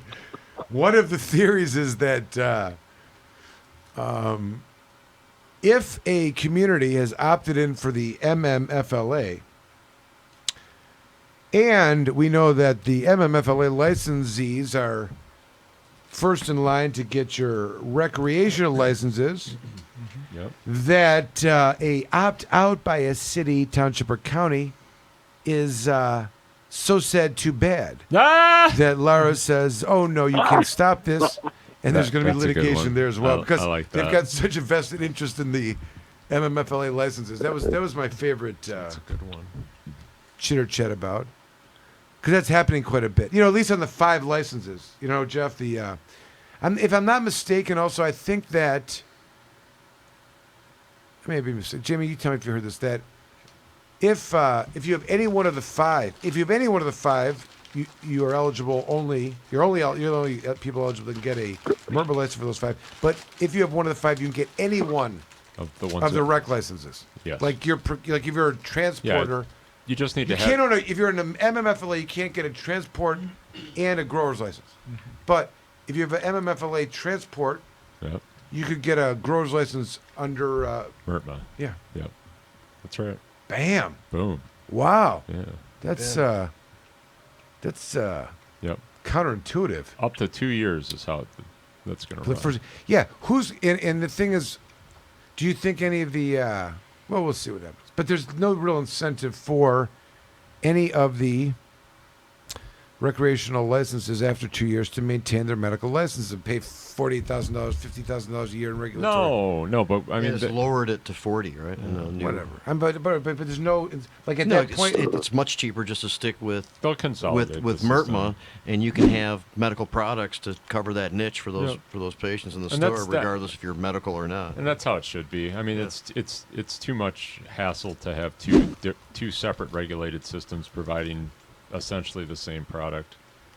And You're given 2-year run for the pre-medical, but after that, when the recreational market is open to anyone, and you have people that are going to be getting licensed and selling to anyone, Yep. other than empathy and goodwill and things like that, what is the incentive for these businesses to maintain a regulatory license? the market will control it. I don't think that it makes sense. I think It doesn't. They will not possess the MERTMA MF. And there's no MERTMA tax will in it phase out anyways. MMFLA over time. And this, I mean, for honestly, sure. when and I don't think there's any Jamie, question I'm about sure that. will attest to this. When we were with And what- MI Legalized and we were going down the path with the CRMLA, one of the first things they did is they took out the protections for certain segments that were able to be protected by the MMMA, and pediatrics was one of them.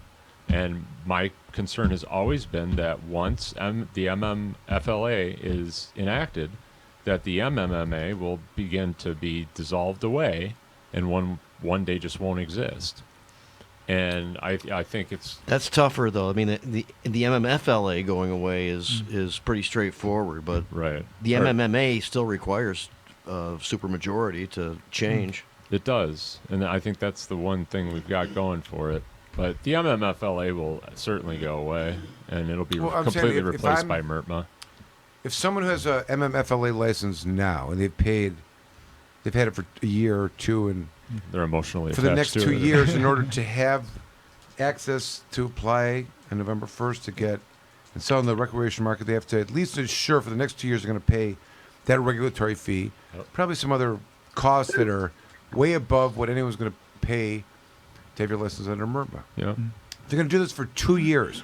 The benefit of that investment is for the next 2 years, they're going to have access, unlike anyone else that can normally get the license, to the recreational market. Right. That's the advantage of paying these monies. Yep. They cannot survive unless they get into the recreational market. No business can survive on 300,000 customers. They need the access to the 7 million. So for the next 2 years, they're going to have that. After that, everyone else can compete in that world, and there's no hurdles like the MMFLA to get those particular licenses. Right. And it's even possible that those that are applying for the recreational license would want to get medical license, but they can't because it's obscene all the way around, cost and annual fees.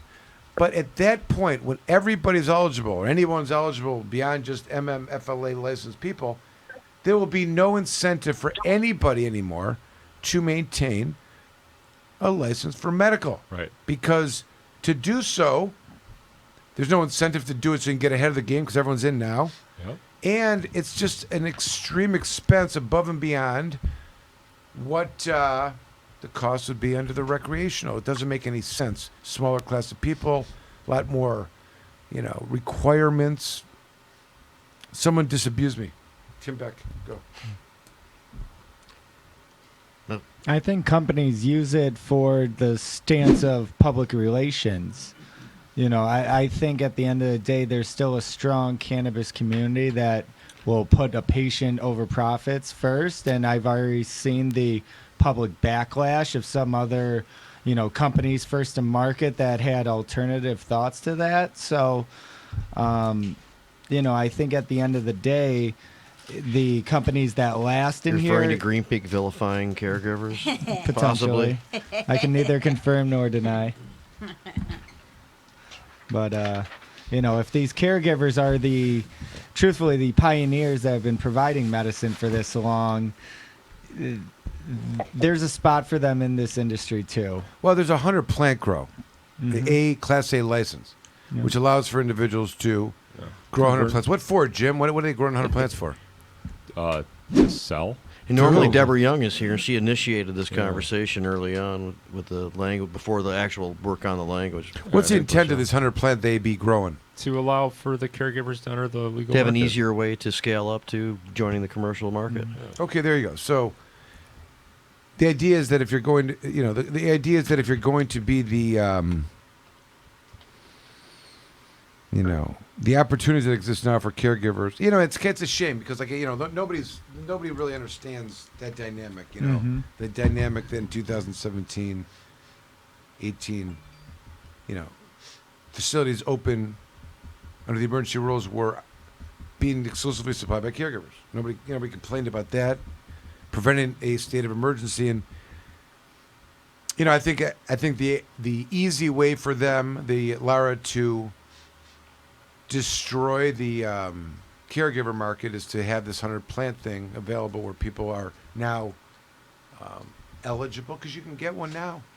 Like you can get one like getting a caregiver. We got to pay money, got to have a building, you got to opt in, those things. But you're in the system, you're on a list, your RFD plants and seed to sale tracking, and they're gonna know where it's going, and they would prefer that. So it's kind of like You got the micro businesses as well too. Well, put that aside for a second, because that's. But I understand that's right. They're offering people, but this 100 plant grow is for the caregivers that have been able to supply these places. It's really asking them to step out of their basement into the light, so to speak.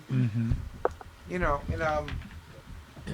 bound to happen in a way that's something that people have been asking for, right? I mean, they kind of like, they just. I always used to say, there's very few caregivers are in my office asking me to teach them how to circumvent the law. They're like, listen, I want to do it straight. I want to be able to do this. I want to do that. And, I want to be able to pay taxes. I'm like, okay. But there's, at the time, if they think or hear that you're making money, it's potentially a problem. So it was not. But now, these issues are trying to be resolved. I mean, I don't like to say this, but if there was ever an issue of whether the MMA provided for commercial activity, I think the answer would be definitively no with the creation of the MMFLA. I mean, whether we want to agree with that or not, they didn't say, let's build off the MMA. They said, let's get a whole new thing and regulate and tax. That doesn't mean the MMA didn't, not stand in the way of locals deciding to utilize a kind of a commercial angle on fulfilling Well, that's what its happened. intent. That's what happened. I'm Right. saying if we were to sit here all day and debate the legislators' intent when they looked at these two laws, they would have said we don't need to do anything because there's a commercial law there that exists. And they didn't do that. And, I'm not agreeing that it couldn't have been and we couldn't find, They changed laws, The legislature created a new law that is designed to tax and regulate. To make it clear that there's statewide recognition of these places. There you go. So, but, Let me add this before my battery runs out in this undisclosed location in some undisclosed South American country. Everything that we've been talking about here just reinforces what Michael's been fighting so long for, and something that has been a subject of innumerable Planet Green Trees episodes, which is as long as the default is that we fall back into the Controlled Substances Act, there is no progress. And this is, I've heard from people in Uruguay who failed to remove cannabis from the Controlled Substances Act, and Colombia, where they have failed to remove cannabis from the Controlled Substances Act. We've successfully managed to get Ecuador to remove cannabis from the Controlled Substances Act. But until we do that in a meaningful way, even with hemp, and even with medical, and even with the MMFLA, and even with everything that we have, as long as if you test hot for too much THC, you fall back into the Controlled Substances Act, then everyone involved, all of us, are in danger of being prosecuted under the Controlled Substances Act. We cannot allow for that. This is something that with Michael we fought, and this is something that we should continue to fight. And to the extent that there's 250 lawyers at the MLS, Michigan marijuana section of the bar need to stand up. And I cannot and will not ever stop singing the praises of Michael Komorn for not swallowing this. And if my phone dies, I won't. That's good. I appreciate the kind words, Jeff. You know, there's and if you can, does anyone have any idea what's going on with the registries, protections for disclosures and whatnot? You know, there's all kinds of new things that are happening. There's all kinds of new information that's being required to be given out in these places so they can make sure you're not buying too much. I even heard there may be a third-party vendor, something that Mike Cox didn't want. I didn't think Bill Schuette agreed to it. Third-party vendor out of state using a cloud-based solution that's hosted God knows where. For the tracking of marijuana. Right. Yes. So I don't know yet. That was brought to my attention recently.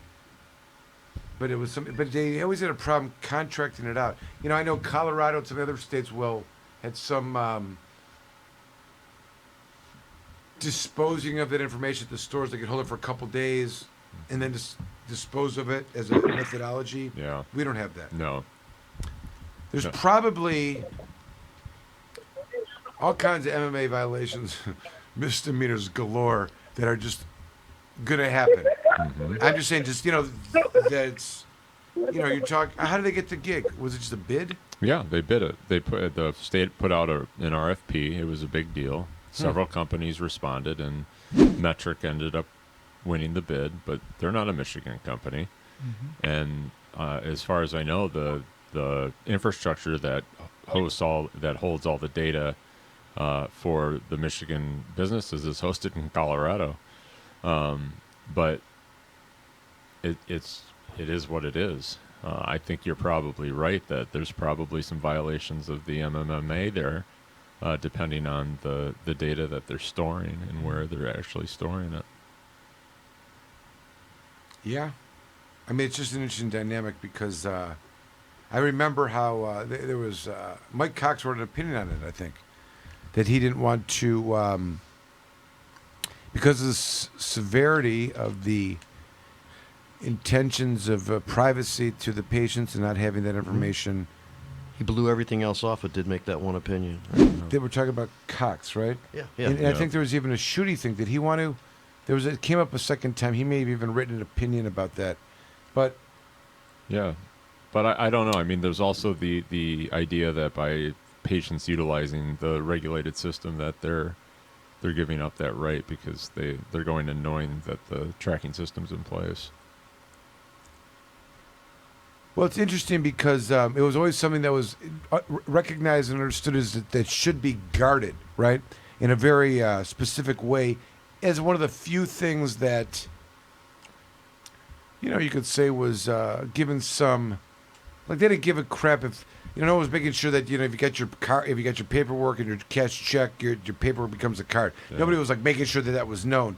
But the liability of maintaining this program and the possibility of contracting it out was something that had been addressed legally, concerns brought up about it, and was not. And then all of a sudden, like all of that over 10 years, the way they thought it was just done in the name of the MMFLA. It's interesting. They're pulling off a lot of intrusions of the MMA and will continue to do so with this regulated system. And no one's going to do anything about it. I mean, I don't know what else to say. They're not. And I don't think we really want them to. I mean... And you know what? As it's going on, there's going to be nothing normal about it. That's right. That's right. That's the name of the show, by the way. Just keeping it all Normal isn't theme. the goal. What? Normal's not the goal. No, but I would say as you would expect it to go. You know what I mean? I mean, I don't think we should be all... listen, the concept is, as I was explaining the field sobriety test, like when someone's pulled over in a traffic stop, there's nothing normal about that encounter. Both people are crazy, nervous. Cops doesn't know what they're getting themselves into. It's not normal, so you got to think of it in this context. So I'm saying, that's carrying this over to all the things that are happening here. It's not anything the way that it should be. I don't think there's like deep thought on what's best. They've created an artificial system. No one's thinking supply and demand. There's no belief that it can function without diversion and criminality. And they've just tied it all in. And they got the wrong. And they, is the system working? No, they had to rely on caregivers and turn the other way the first year. Still going on right now. And they still One have thing 80%. that will be normal, if you guys ever see me doing some stretches on the side of the road and there's some lights flashing behind me, just know that I'm doing the warm-up, okay?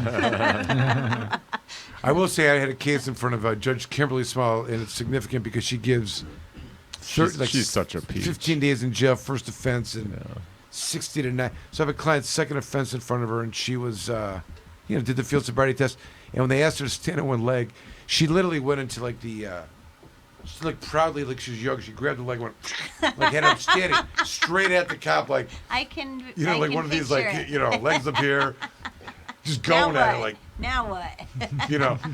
How much longer? I got a lot more. How about the other one? Here. Right, no. That's like a Mike Myers thing. Like, Touch my chin to my forehead. Oh, man. anyways, it was yes. Thank you. So that's the lesson. That's that's all we learned today. That's good, fair, right? Yeah, right. We walk away with that's some. enough. Okay. That's Warm up enough. first. All right. There's nothing normal about it. Normal is not the. Something. Is that what you're saying? Normal is not something. Normal's not the goal. Yeah. We've never Maybe been this normal. Maybe the solution though is hold on, just no, so we're far talking- beyond normal too. Well, I'm saying that it's not going to be. 'Cause Like normal all this isn't stuff cutting that's it. happening is being decided by and implemented by people that are not doing it the way that it should be. So all things that are happening from that are going to be against what legalization should look like. You know, safe access and reasonable prices, and patients still having safe access and not having to worry about going places and, and losing sight of that, and and people worrying about getting pulled over for smell, and the blood and the DRE stuff that we have to work. All that's it's none of it is going to be. All you deal with is absurdities. That's what I'm saying, right? So, but I don't know that. I agree. I'm a big fan of normal good, but I'm saying we shouldn't accept some of these things as acceptable. You know what I mean? Like it becomes like that. That's what the narrative is. That's how you they're creating this narrative. You change the goalpost. Move the goalpost. Right, exactly. That's what, and it's the it's kind of like when I was talking about the impaired driving. How can you live in a world where there's zero tolerance as a law, and then X amount of years later the police say, there is no correlation with any amount with these two things cannot. They have to have. Do the they have police to be say baptized. They got to go through cleansing. They got to get some kind of, just wired or something. There's no way that they can stand proudly and say we've arrested and convicted X amount of people for zero tolerance just because they were driving, and we now report today that has nothing to do with whether they're impaired or not. Did they You know what take I mean? on that committee's, the state Yes, there's a report. impaneled committee that they made that report, and so the police took that on as their policy? they reported to the legislature that they could not come up with a per se amount. That wasn't the police, though. It's the MSP. I'll show it to you. Yeah, I think it was funded by AAA, that study. No, there's a AAA study. No, it was Lucido started that. He impaneled people in the state to do research to Yes. determine if there was a number that could be used similar to like alcohol for The determining if MSP somebody was the and they said MSP there was is no. part of the panel, but I don't believe they were the panel. So they adopted it maybe as their policy. I would be shocked, but maybe they did. Maybe they. So it's way past time, isn't it? Impaired Driving Safety Commission. Yeah. Jamie, you asked a question. I can pull it out like a lawyer. And I'm going to show you. Right. Report from the Impaired Driving Safety Commission. Which is what I was talking March about. 2019. Yeah, that's not the MSP. Right. Oh yeah. Yeah. It is of the great seal of the state of Michigan. Yeah. And it is according to this act, and the commission was created within the Michigan State Police pursuant to this act, and is required to research and recommend a scientifically All right, supported fine. threshold. You're right, lawyer. So, Nice. He totally out-lawyered approved me. by Governor Schneider. The commission consists of 6 members. Christy Keeby at 2. Wow, I think I saw her name in a caption of a federal case once. Margaret Bruner's in here. Yeah. Yeah. I knew Dr. she was part of Norbert it. Kaminsky, Yeah. Dr. William Ray Marone. Good old Barton Dr. Morris, who you Moreau. referenced He was not- earlier. he was not- he's No, not he on wasn't this. on that, but he did have some presentations in that during that. And Of course, that I mean, I research. could go on. This is for another show, but at the end of the day, good they say we function. can't That's decide. awesome. We don't know. We can't give you a number. But this is good evidence of. And sometimes when you gotta choose. Who's challenging me on that? Why did I feel? was, Why did I feel because- compelled to pull this book because it out? was fun. What happened? And I did it because They it's- knew about the it's- commission, didn't know that was housed under the actual state police. That's Yeah. why. That's why. I was Listen relying earlier on when I said I was in- relying on introducing Jamie. The evidence is they're referring to it as the Michigan State Police report. They themselves have shot themselves in the foot as to these. It goes on to say even more. Even though we have DRE testers, drug And they are not recognition, experts. They know. It says that They are not the experts. tools they're using are not indicative. We need different. They're evaluators. You're not even listening. They're evaluators. They're saying that whatever we're using doesn't work. It's not connected. They say this in their report. Even though they've invested all their money in DRE, they're saying it's not really. It's all we got, but Yeah. it's like a It's our best. fork tongue. Yeah. It's the fork tongue. Watch out for the fork tongue. All right, that's it. I can't take it. All right, we're Let's done. wrap it up. Everyone have With that enough? being Look, said, Anthony- watch out for the forked tongue, devil's knife. Give Anthony a time to. Anthony, Where's Yes. website? And website. Where people and, can find him. where and can all people find you if they want to hire and interview and get some good employees and get some insurance for their. Yup, if you're looking for our business-to-business solutions, that's all listed at thc123.com. If you're interested in obtaining a position in the industry or looking for some employees to hire, we have that all housed in our digital employment agency, mycannajobs.com. That's mycannajobs.com. Very cool. Excellent. Thank you, everyone, for being here, and Jeff Appreciate you, Frazier Sam. for calling in. Good info again. All the people Once again. here, the entertainment corner, good job over there, ladies. Did a fantastic job. Thank you. Knocked Thank it you. out. We will Way to bring the round cheer. next Thank next you. week, same date. Thank you time. for including us. No, Killing I'm it. going to be in Arizona. Oh, Jamie, any final thoughts that you want to impart upon us as we wrap it up here, Jim? Sorry, I can Jamie? actually tell you. I So, will not a be here next week. botanical Will you be able to call company in? on Black Friday. We're gonna have a vendor day with Maybe. church. Really, Oh, really, really church popular family products. farms? Okay. I don't know Sounds, how that sounds a little bit too soft for these guys. These Yeah? guys Maybe are a pretty little bit. intense. I think They're they're just hardcore? church, as far as I can Oh, tell. okay. But their products are very popular, and they're going to come Nice. demonstrate their stuff for our people on Black Friday up in East Tawas. Awesome. Yeah. Yeah. Will there be free goods? You know, if Jamie's around, there'll be doobies Swag aplenty. bag. Are you gonna give some swag? Oh hell yeah! All right. Really nice swag. All right. We love swag bags. I'll bring some here, Swag. so you guys don't have to travel all the way up there. That'd be good. We love swag bags. Jim, should I play some Smiths now? Just kidding. No, We like no. swag All right, we're gonna bags call it. I got and some we music. like Thank you, swag. everyone, and we'll. Yeah. I'm starting music. Tommy, is that okay? We.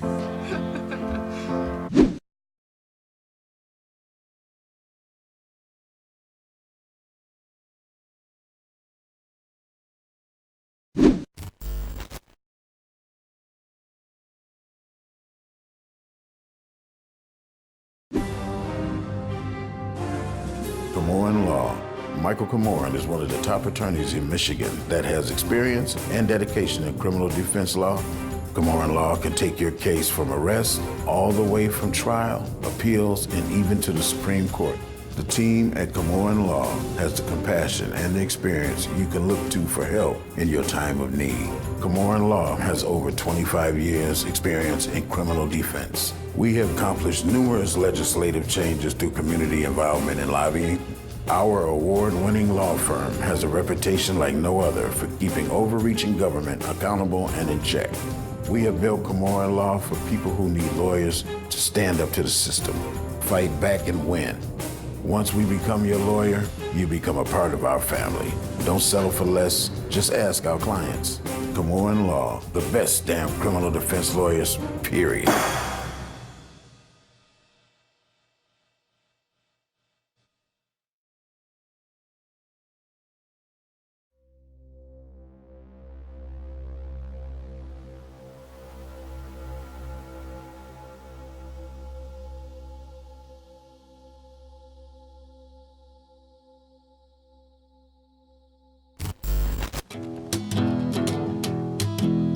It ain't fair, John Sinclair, in the stir for breathing air. It ain't fair, John Sinclair, in the stir for breathing air. Set him free, let him be, breathing air like you and me. What's the judge to do? What else can Judge Columba do? We got to set him free. This whole place went nuts.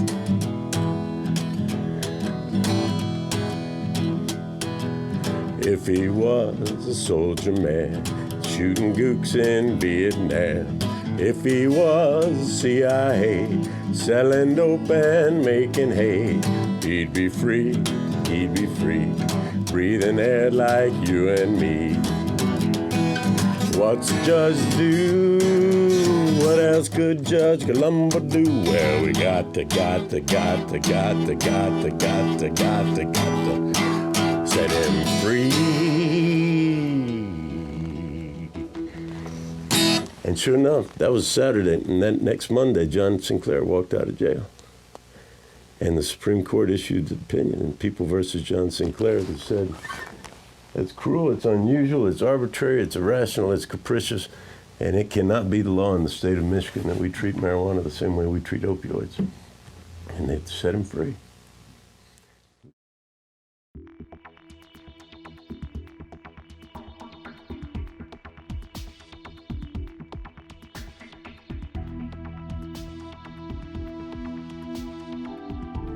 Hi, I'm Jeff Frazier. I'm one of the attorneys at Komorn Law in Michigan. And on behalf of poet John Sinclair, some doctors, some pharmacists, some organizations, we're suing the Michigan Board of Pharmacy to finally, once and for all, to remove marijuana from the Michigan list of controlled substances.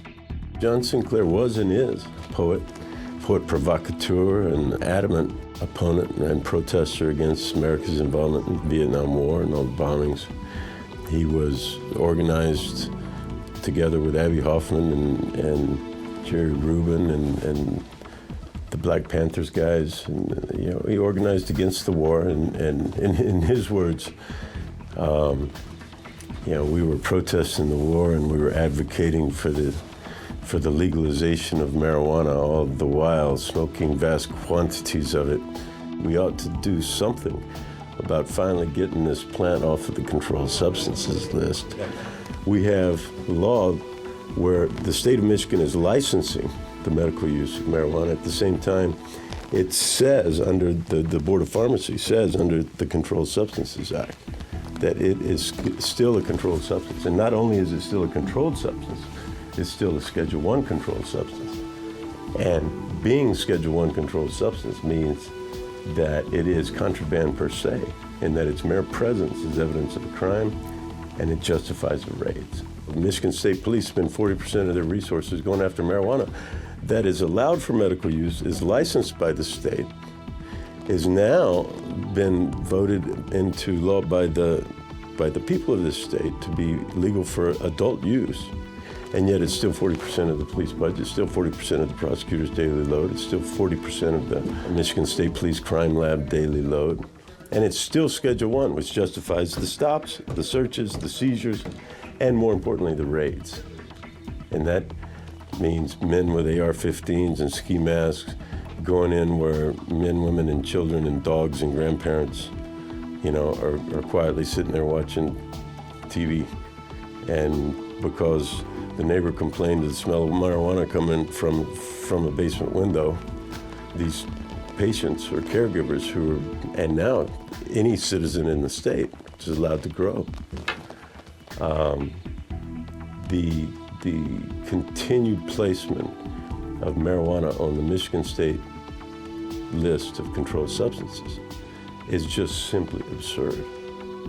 Hopefully we'll get our hearing. If not, then we'll fight it out in the Court of Appeals and ultimately back to the Supreme Court that originally spoke in the case of John Sinclair back in 1971.